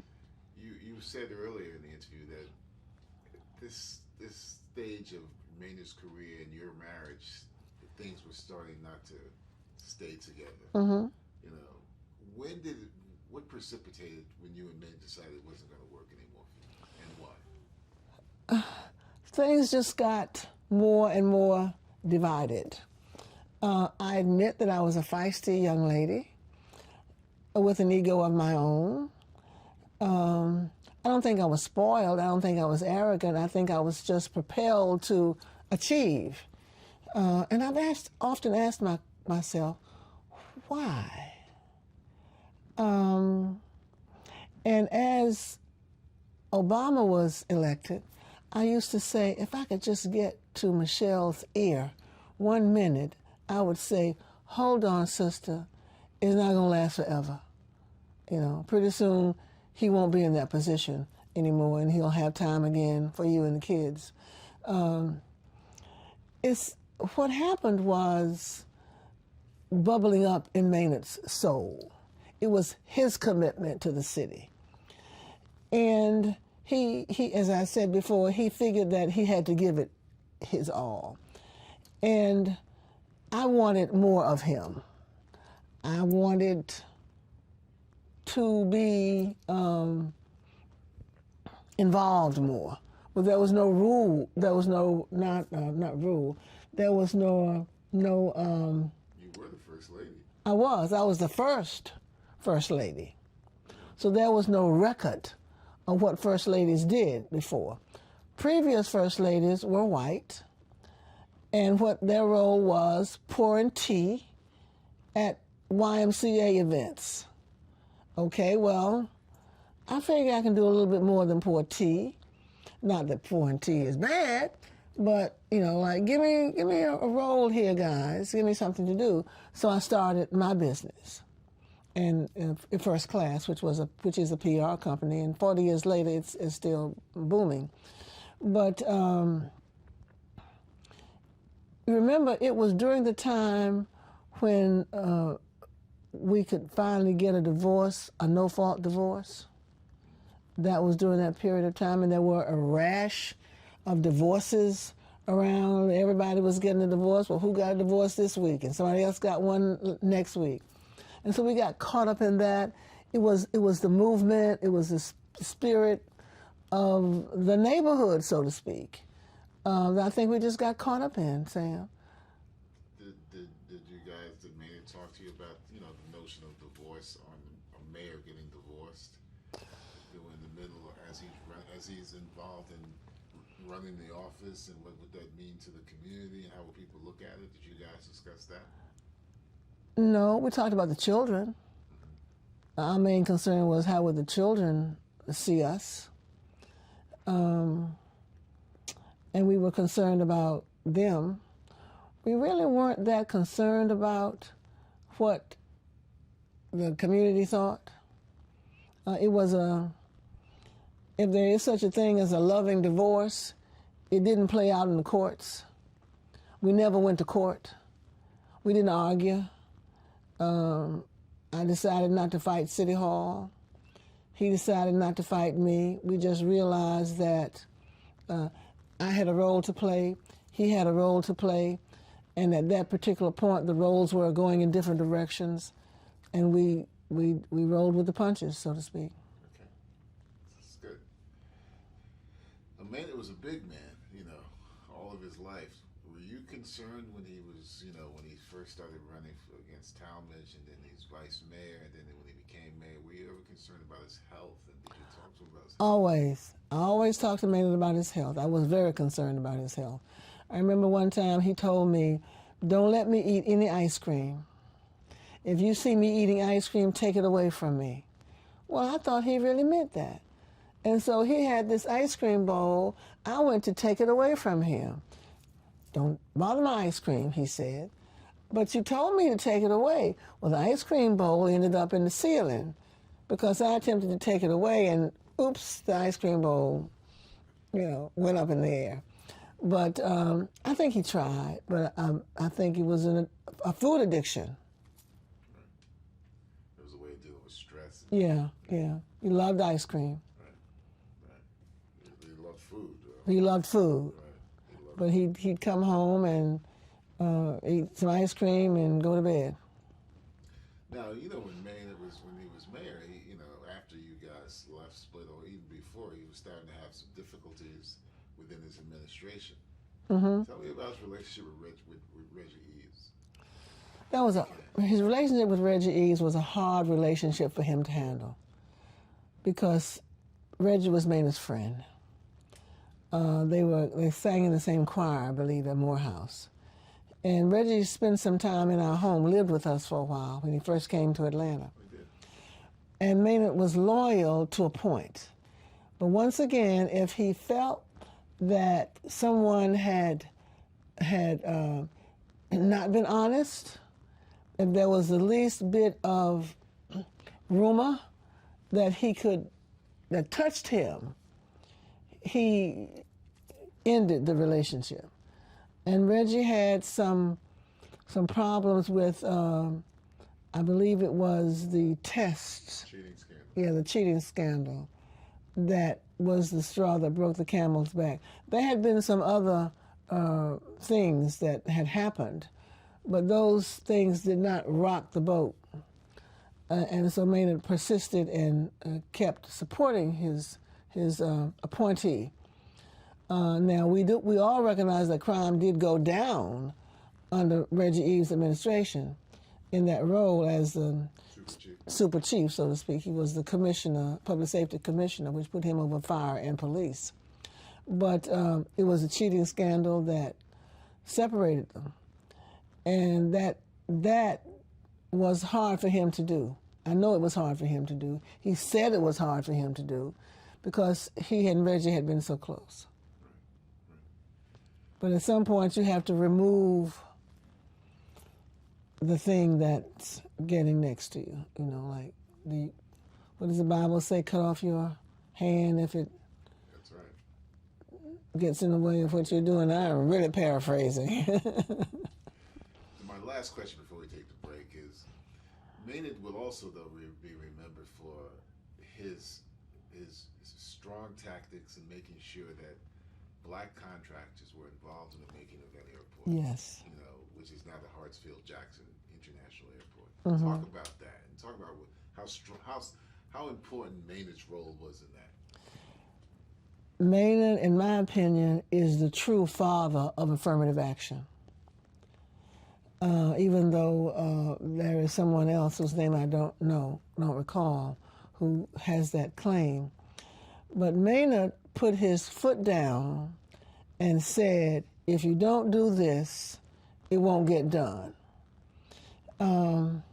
Interestingly enough, when they were trying to build the airport, well, this is another story, but I want to inject it here. When they were trying to build the airport, and they found out that this highway was coming into play, and Maynard said, well, let's move the highway. That was a typical example of Maynard saying, we're going to get this done, and we're going to do it this way. And guess who helped him move the highway? Herman Talmadge. He was still a senator. Maynard went to Herman Talmadge, and they worked together on going to the right departments at the federal government level to move the highway so that the airport can be built. But what I wanted to reiterate here is his commitment to affirmative action.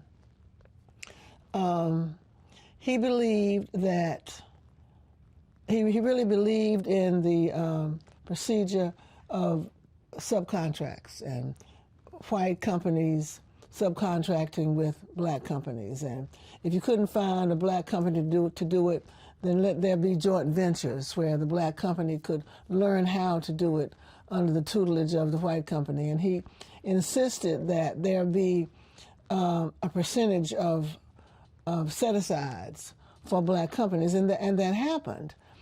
And I don't have all of the percentages in front of me, but I'm sure the record will show that the percentage of black business just went straight up. I wish I could quote those numbers for you right now, but I can't. But there are a number of black people who got business. We know this because of Maynard Jackson's insistence that affirmative action be put into place for the city of Atlanta. That happened. A lot of people say that Herman Russell is one of the major benefactors of that. But there's a gentleman whose name is Oscar Harris, who sent us a check for the making of the movie. And the reason Oscar sent it and wrote a nice letter about it, he said, well, it was because of Maynard. He's an architect. He said if it hadn't been for Maynard, he would not have survived. And it was the set-aside program that made Oscar's business flourish. And so as you look back over this city, not only this city, but across the country, Maynard's affirmative action program was used as a guide for other affirmative action programs. Now the laws changed and they got kicked out, but many instances those set-aside programs are not called set-asides anymore. That had to change. But the ability to joint venture was an offshoot, a product of affirmative action. Believe it or not, I had a program at the airport that Maynard didn't know I had. This was after we divorced. But a friend of mine, Janice Alexander Perkins, whose husband was a Republican, and I had a meeting, and we said, okay, let's bid for a game room. We put in a bid for a game room, and we ended up with the contract for the game room. And so Maynard said, well, what did you do? I said, well, I didn't think I had to ask for your permission because we're not married anymore, But I now have a contract with the airport, so I'm a beneficiary of your set-asides because there were set-asides for women, and I was a woman in business. But that program made national headlines. That was a national program that succeeded. Everyone knows about it. Everyone knows about that. But what was the white corporate structure's reaction to when Maynard wanted to, put this into place?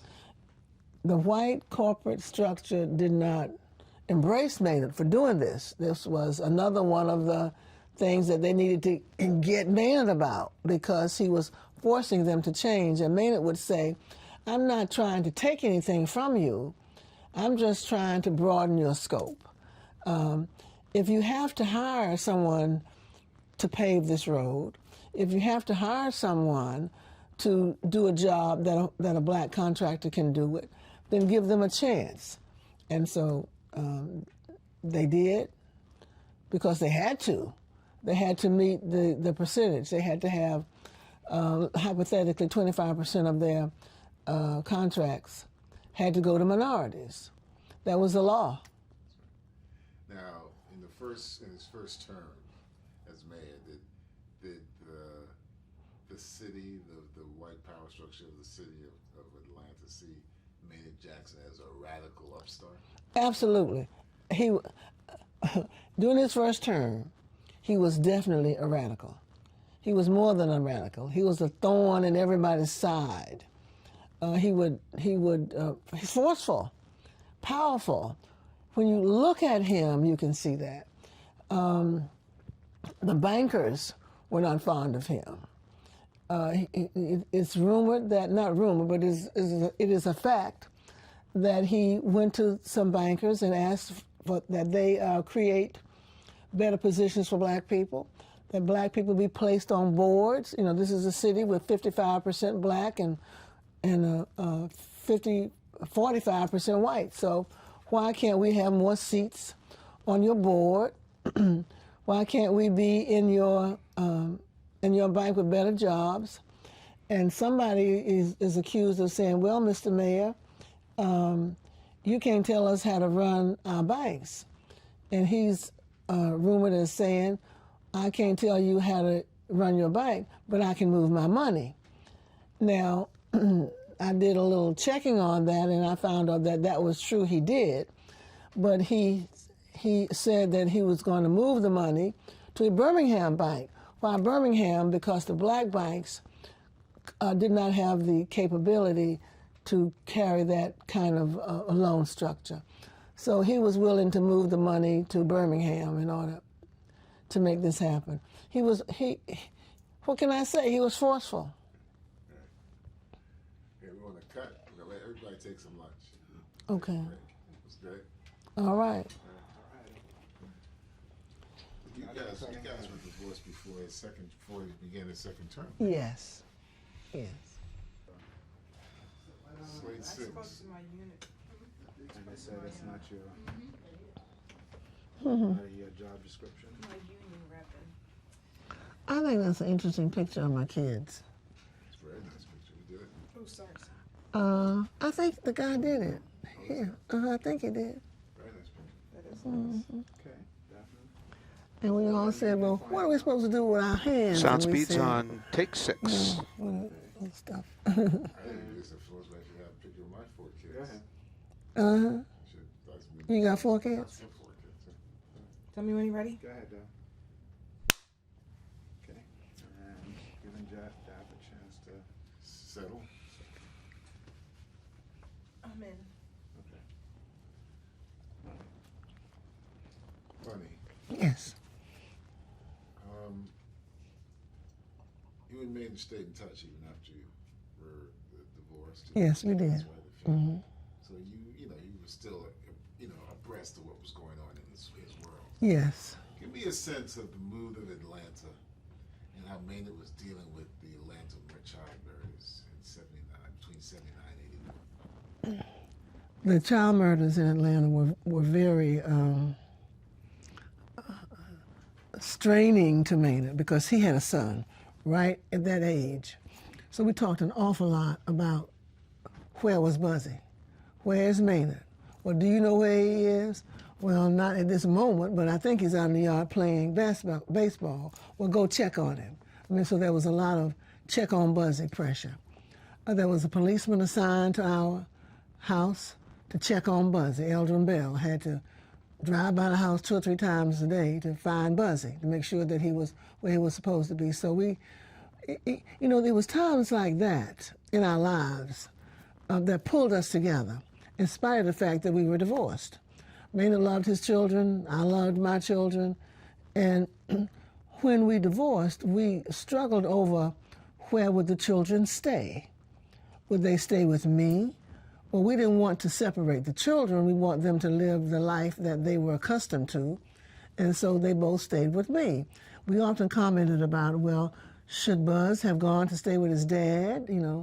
I remember when Buzzy was a little boy, and I was trying to teach him to be potty trained, all right? So there was nothing but women in the house. Me, my mom, the 3 girls, and the housekeeper. And there was nobody to teach Buzzy how to go to the bathroom. And so he was late. So I put him in daycare, and over one day, he was potty trained. That may not be something that he wants me to say on television, but the truth is, it goes to show you, the challenges that you have when a family separates like that. But we talked a lot about the missing and murdered children. When they found Wayne Williams, and they identified Wayne Williams as the possible culprit. Was he the one? Well, you didn't catch him with a child in his hand, so there's always, have I made the right decision? But the evidence that they presented convicted him, and so he went off to prison, and the murder stopped. So there's still some controversy as to whether he was or was not. We have to go along with what the law says, and that he's still in prison. But that was very hard on Maynard. I know it was, because boys were getting killed, and he was concerned about his son. And what was the reaction from the black community toward Maynard around this time? I mean, I've been reading some stuff where there was a lot of anger at Maynard and tension. There was a lot of anger, and there was anger and tension. A lot I would take issue with, because there's always 2 sides to every story. I think Maynard had his supporters. I mean, he kept getting elected, so he obviously had people who supported him. But there were naysayers that said, well, he wasn't, Wayne Williams was not the one. I don't think the naysayers outweighed the silent majority. Okay. You felt the silent majority was in support of Yes. Maynard. Yes. Okay. Now, Maynard was a 2-term mayor of the city of Atlanta, and then he decided, he was going to have to step down. And people say he was very active and wanted to make sure there was another black mayor, and he was focused on Andy Young. What do you know about that? He asked Andy to run. No, Maynard was focusing on Andy. He was focusing on another black mayor. Wanted to keep the legacy, so to speak, alive. Who's going to be the next in line? And all polls said Andy Young. So Maynard went to Andy, who said, no, I want to do this, and convinced him to run. It was Maynard who convinced Andy to run. I'm sure Andy will say that when you interview him coming up. He ran, he won. We supported Andy when he ran for other offices. Also, Maynard and Andy were friends. But Andy was a preacher and became a mayor. Maynard was a lawyer and became a mayor.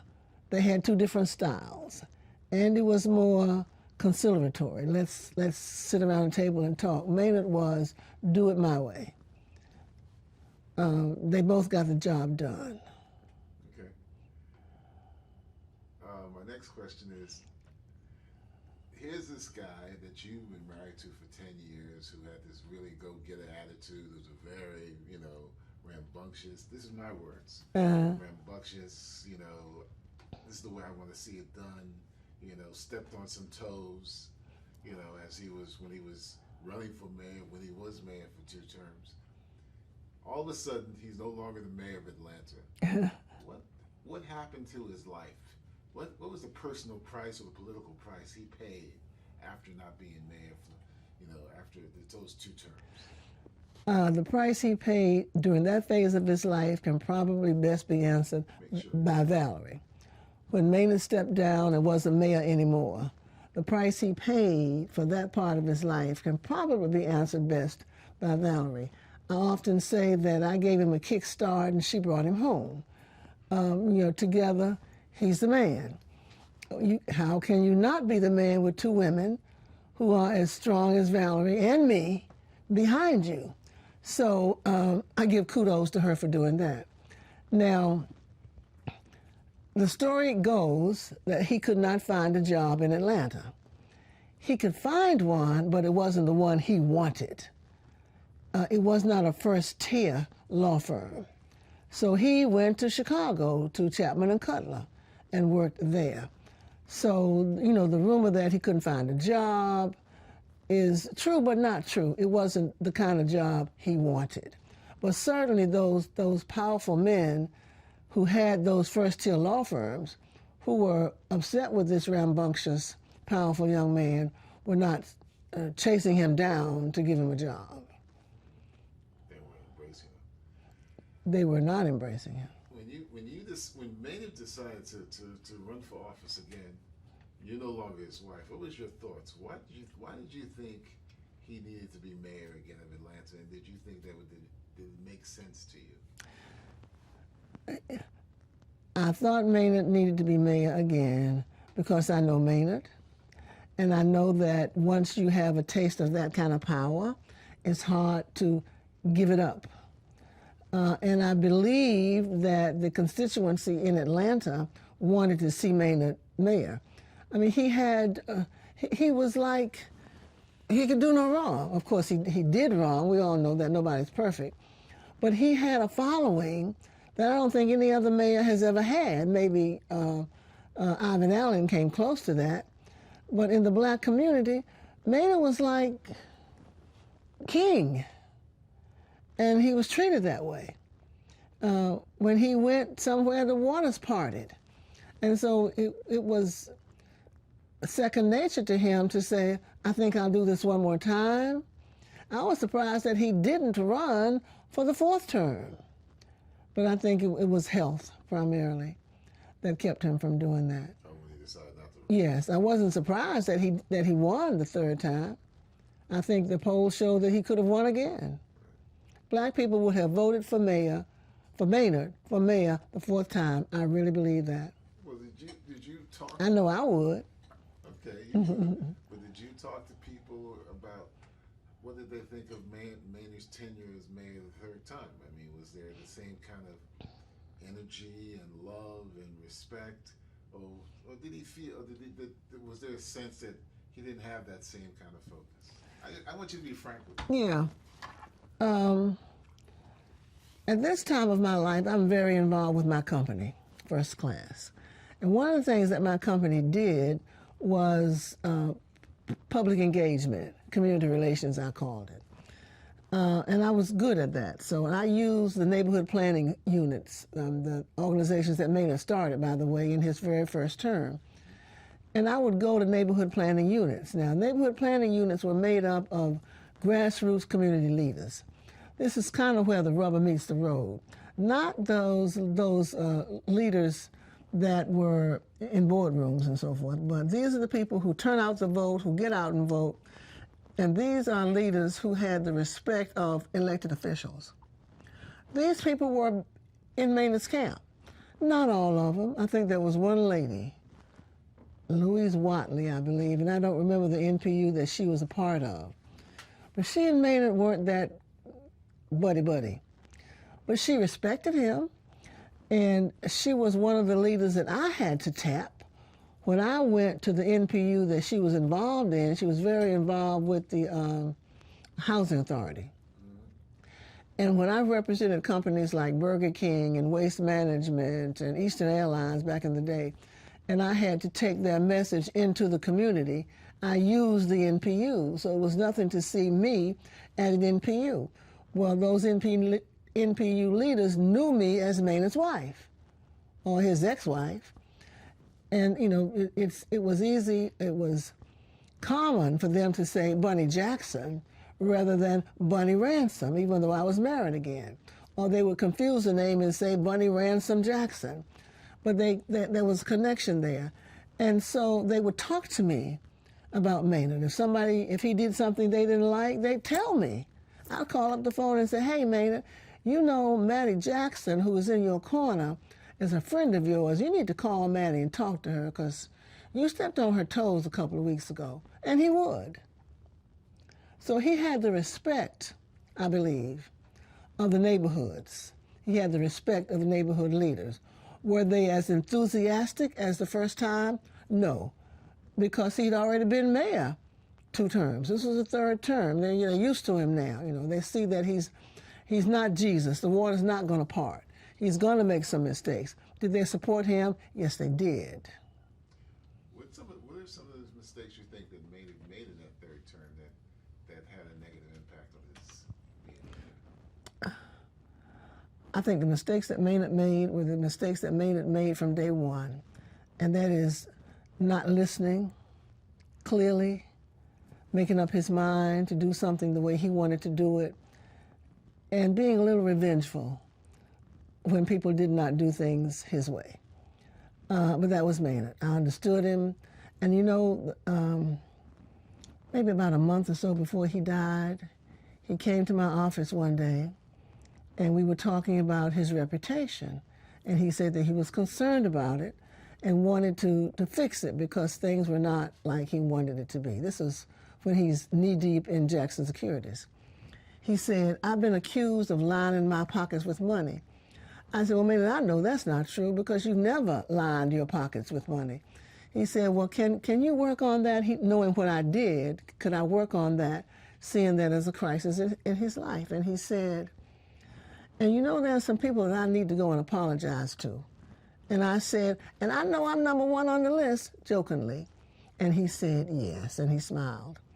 Now, I had that situation with Maynard confirmed when I was speaking to another pastor, Reverend Gerald Durley, who acknowledged the fact that he had had a similar conversation with Maynard. That's why I feel that Maynard was aware of his health, and he knew that things were not as they used to be in his life, and he was preparing himself for the worst. When did you get the news about his death? I was in Chicago at the Push convention when Maynard passed. I got a call from Buzzie's girlfriend to tell me that Maynard had died. I answered the phone, they told me that, and I just sat in my seat for about a half an hour because I couldn't move. I just sat there for a minute. Then I got up, went outside the lobby, and tried to call his office. Got through to his office, but nobody would talk to me. So I said, okay, it's real, he's gone. So I went up to the platform and told Jesse Jackson what had happened. Jesse Jackson sat down in his seat and sat there for about a half an hour, doing the same thing I'm sure I was doing, saying, you know, how could this happen? It's kind of like when Julian died a few weeks ago. How could this happen? Anyway, Jesse came to the podium and announced to the public that Maynard Jackson had passed, asked the Reverend Barbara King, who's a well-known minister who lives in Atlanta, if she would come and pray. She did. And when that prayer was over, the meeting was over because most of the people in the room came over to the table where I was sitting and, you know, hugged and gave me their condolences. And Jesse Jackson put me on a plane and sent me home. First thing I did when I got here was go and find my son. I wanted to know how Buzzie was handling it. I found him and he was okay. And then I came home, talked to my other children. That was not a good day. What do you remember about the funeral? Beg pardon? The funeral. The funeral. Funeral was very interesting. As a matter of fact, the weeks leading up to the funeral was extremely interesting, because what was happening was something that I had tried to avoid for a long time, and that is differences between Maynard's families, meaning his family with his wife, his widow, and his family with me. What was happening was there was almost like two wakes. I'm over here at my house with people coming to see me.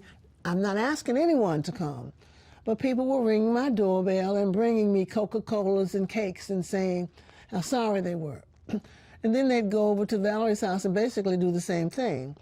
It was the love and respect that they had for me, I believe, which I dearly appreciated, and for Maynard.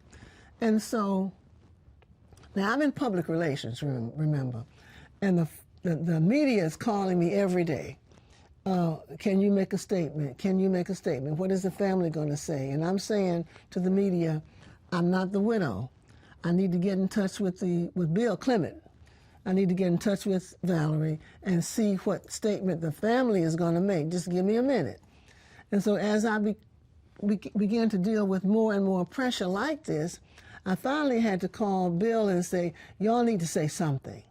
And y'all need to say it now, or you're going to force me to say something. I can't ignore the media whom I work with every day. And so they finally came forth with a statement. So on the day of the funeral, I went. I had purposely stayed away from the other events. Morehouse had an event. Other people had events. I didn't want to compete. I didn't want it to be, he, she thing. So I just stayed away, stayed at home.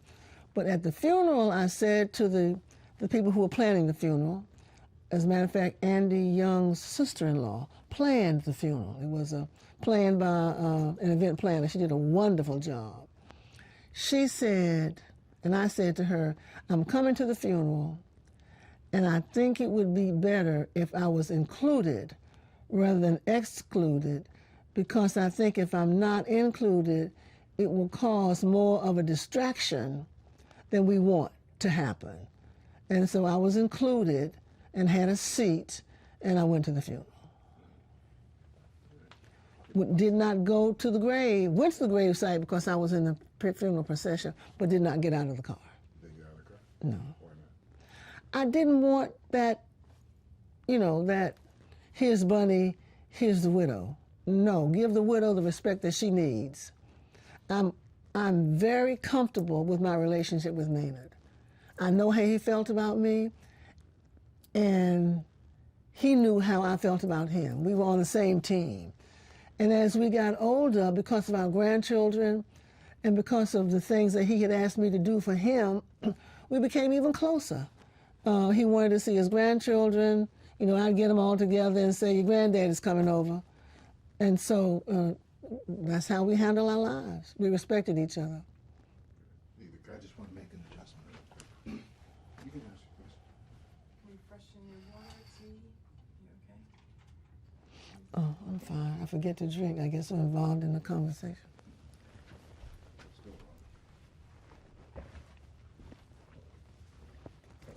Can you talk about the funeral and the pomp and circumstance of it? I was sitting at the funeral. The pomp and circumstances were abundant. I'm sitting there in my own little world, reflecting on the lack of pomp and circumstances in our relationship, but understanding full well that Maynard and I had love between us. I don't mean sexual love. I don't mean the kind of love a man has for his wife, but we certainly loved each other as the father of my children and the mother of his.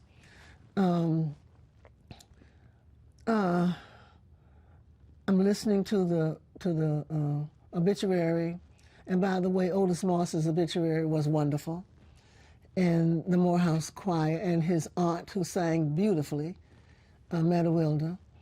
So I'm impressed and I'm pleased with the funeral, but the man is gone.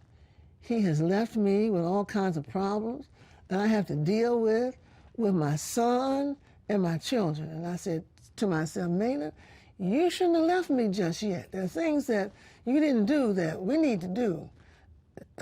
So, we need to keep talking.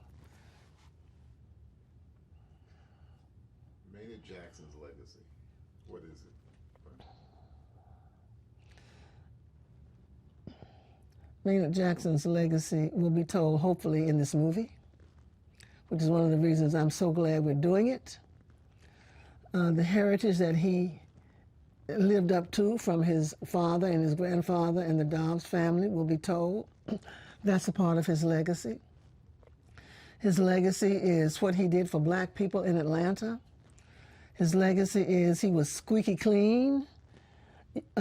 People could not find anything that he did wrong to write about. He broke no laws. We were in Boston one day at a convention. Got ready to check out, and we were going to pay the bill. There were some phone calls on the bill. Maynard made me pay for all the phone calls. I said, but I didn't make them all. But pay for them all because I don't want anybody to think that we made phone calls and we didn't pay for them. So I stood there and paid for all the phone calls. So he was a man who cared about his fellow man. He was a man who cared about the plight of black people. That's his legacy. He cared enough about black people to do something, and he did something. My last question, well, I have two more really. I mean, I read some stuff that he was a very unusual administrator. What do you know about him being an administrator when he was mayor? I wouldn't use the word unusual. Okay. Maynard was an unusual administrator. I don't know anything about his administrative skills. What I do know is not kind about his administrative skills, because when I met Maynard, he was bouncing checks. And I took over the bookkeeping and administered that for him. So unless he changed, I wouldn't have trusted him to balance my books. So let's say that his administrative skills included knowing what he didn't know how to do and finding someone who knew how to do it and getting them to do it for him.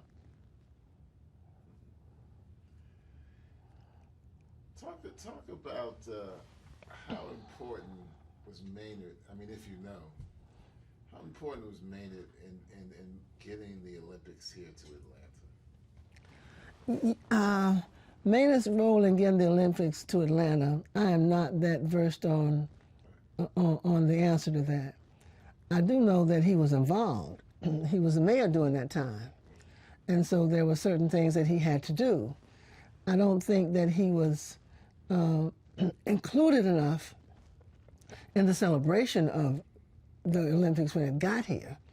I don't think that made him very happy, but I'm sure he played a role. I just can't articulate what it was. Okay, good. Can we, Henry, pass you the picture behind you? Picture directly behind you? Yeah. I hear it. This one, right? Yeah. Might put some glare on this if you want. She can tilt it. Look at you.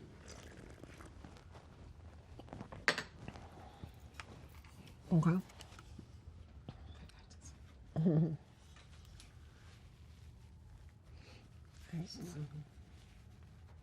it right in front of you.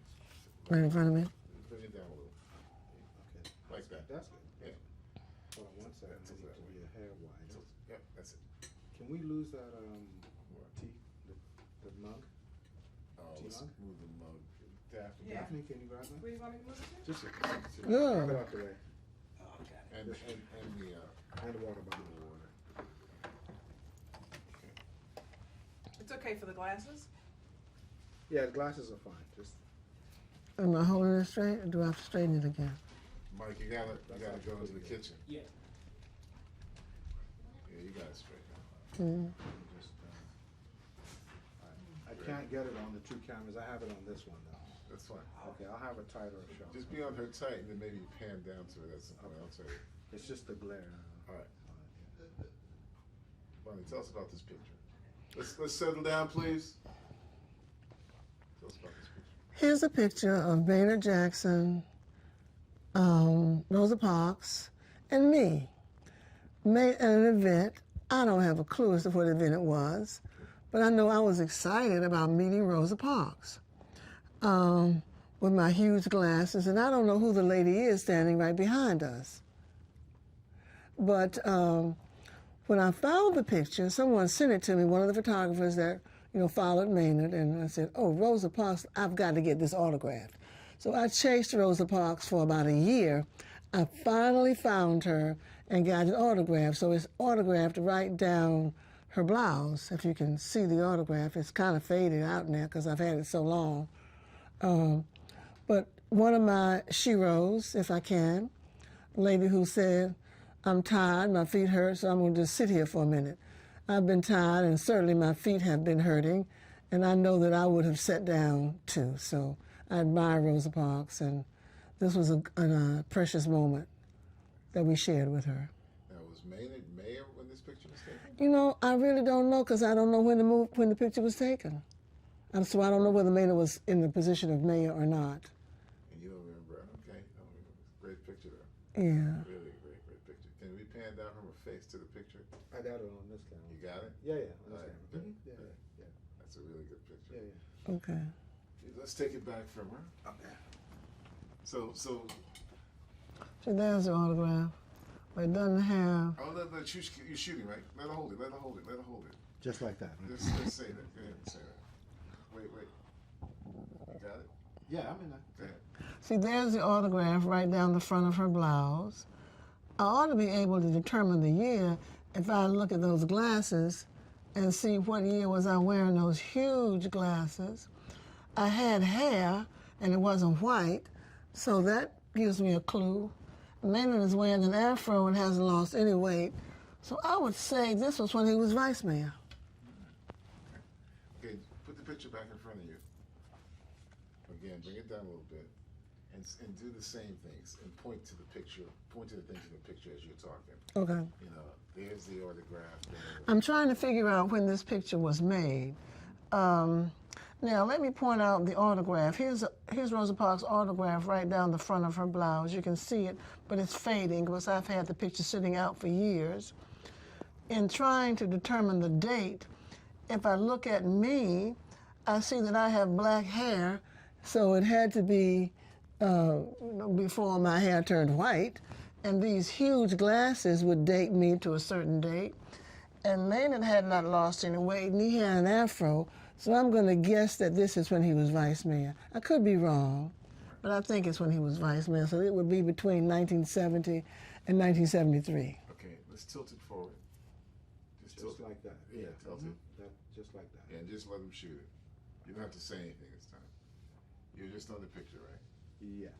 All right. Let me do both because I've gotten it wide on. Let me get it tight on this camera too. Yeah, okay. Sorry, just set this one. Yeah. Somewhere in there. It'll work. Yeah. Just check the focus. Point to yourself in the picture. Don't move the picture. Just point your hand to the picture. Yeah. And then look, and then go to Rosa Parks where you say the autograph is. Just point to that. Yeah. And then to Maynard where you say he has the afro. Okay, you put your hand back so you're holding it. Yeah. Tilt it forward a little bit so you don't have much of a glare. That's it. Just hold it. 1001, 1002, 1003, 4.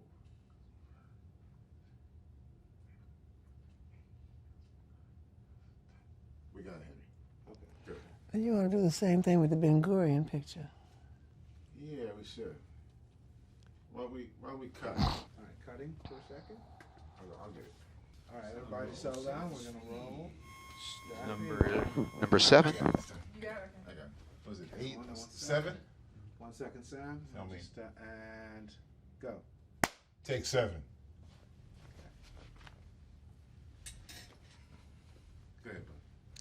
Maynard and I took a trip to Jamaica on Delta Airlines. I believe it was Delta.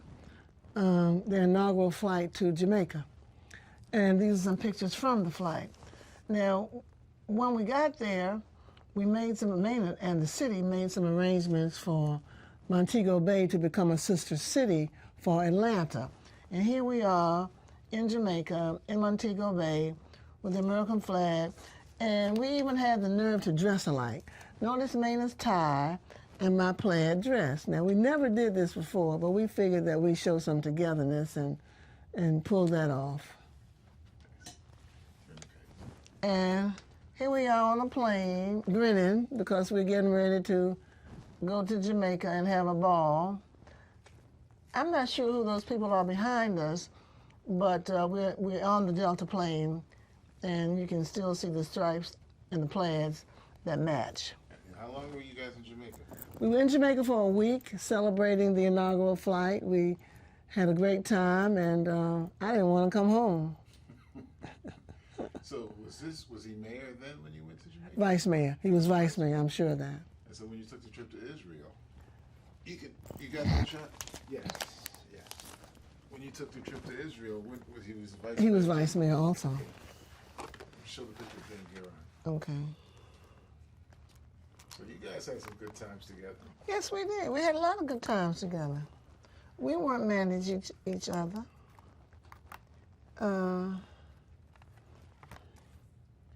Where are we? Oh, here we are. This is Maynard and Ben-Gurion. David Ben-Gurion was the father of Israel, modern-day Israel. And this is Maynard giving Ben-Gurion the key to the city of Atlanta. This is a picture of Ben-Gurion, Maynard, and me. In case you're confused, that's me standing over in the corner there. Now, this was the second day that we were in Israel. When we arrived in Israel, Maynard asked if he could meet Ben-Gurion. And I'm sitting there in the car saying, why is this man asking if he can see Ben-Gurion? That's like asking to see Abraham Lincoln. But sure enough, the request was granted and we got to see Ben-Gurion. As we walked in the door to see Ben-Gurion, before we sat down, Ben-Gurion said, "Where are the black people?" So, here we are, me and Maynard, surrounded by white people. We thought we were the black people. Well, we were the black people, but he was expecting, black people from Africa, if I can use that as an example. So this gave Maynard a chance to talk about the drop of black blood making you a black person. And so he schooled Ben-Gurion about what happened with this one drop of black blood, and he was definitely a black man and very proud of it. Okay, that's great. Let's put that down. Would you? I mean, growing up in the 70s, a lot of people used to use the term for Malcolm X and Marcus Garvey, that they were race men. Would you describe Maynard as a race man, and if so, why? When I describe Maynard as a race man, I'm not sure that I understand what a race man is. If a race man is someone who loves his race and promotes his race wherever he goes, then Maynard was definitely a race man. He was a black man, and because he was a little fair-skinned, made him even more a race man because he didn't want to be confused. He was disappointed that he wasn't able to be in the marches, that he wasn't of that era. And so his front line was City Hall. And that's where he proved himself as a race man. Great answer.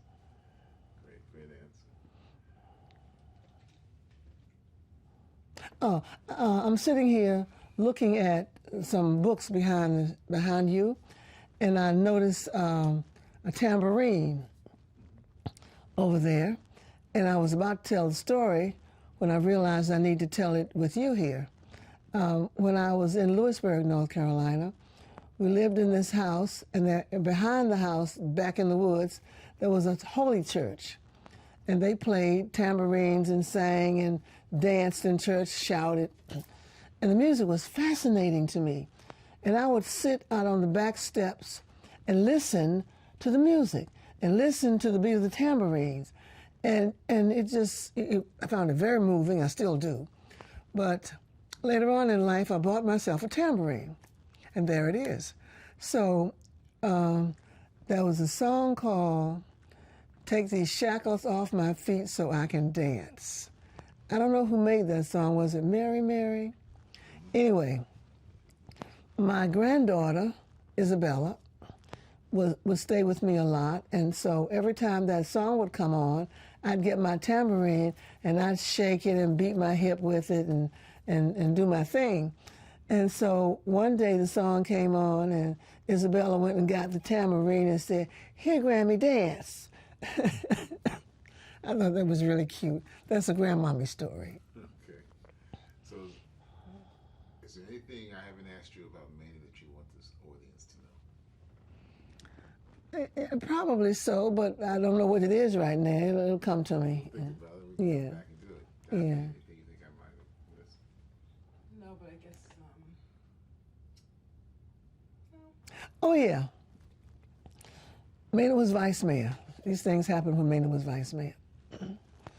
I was shopping in a little shopping mall on Campbellton Road, and we're in the black community.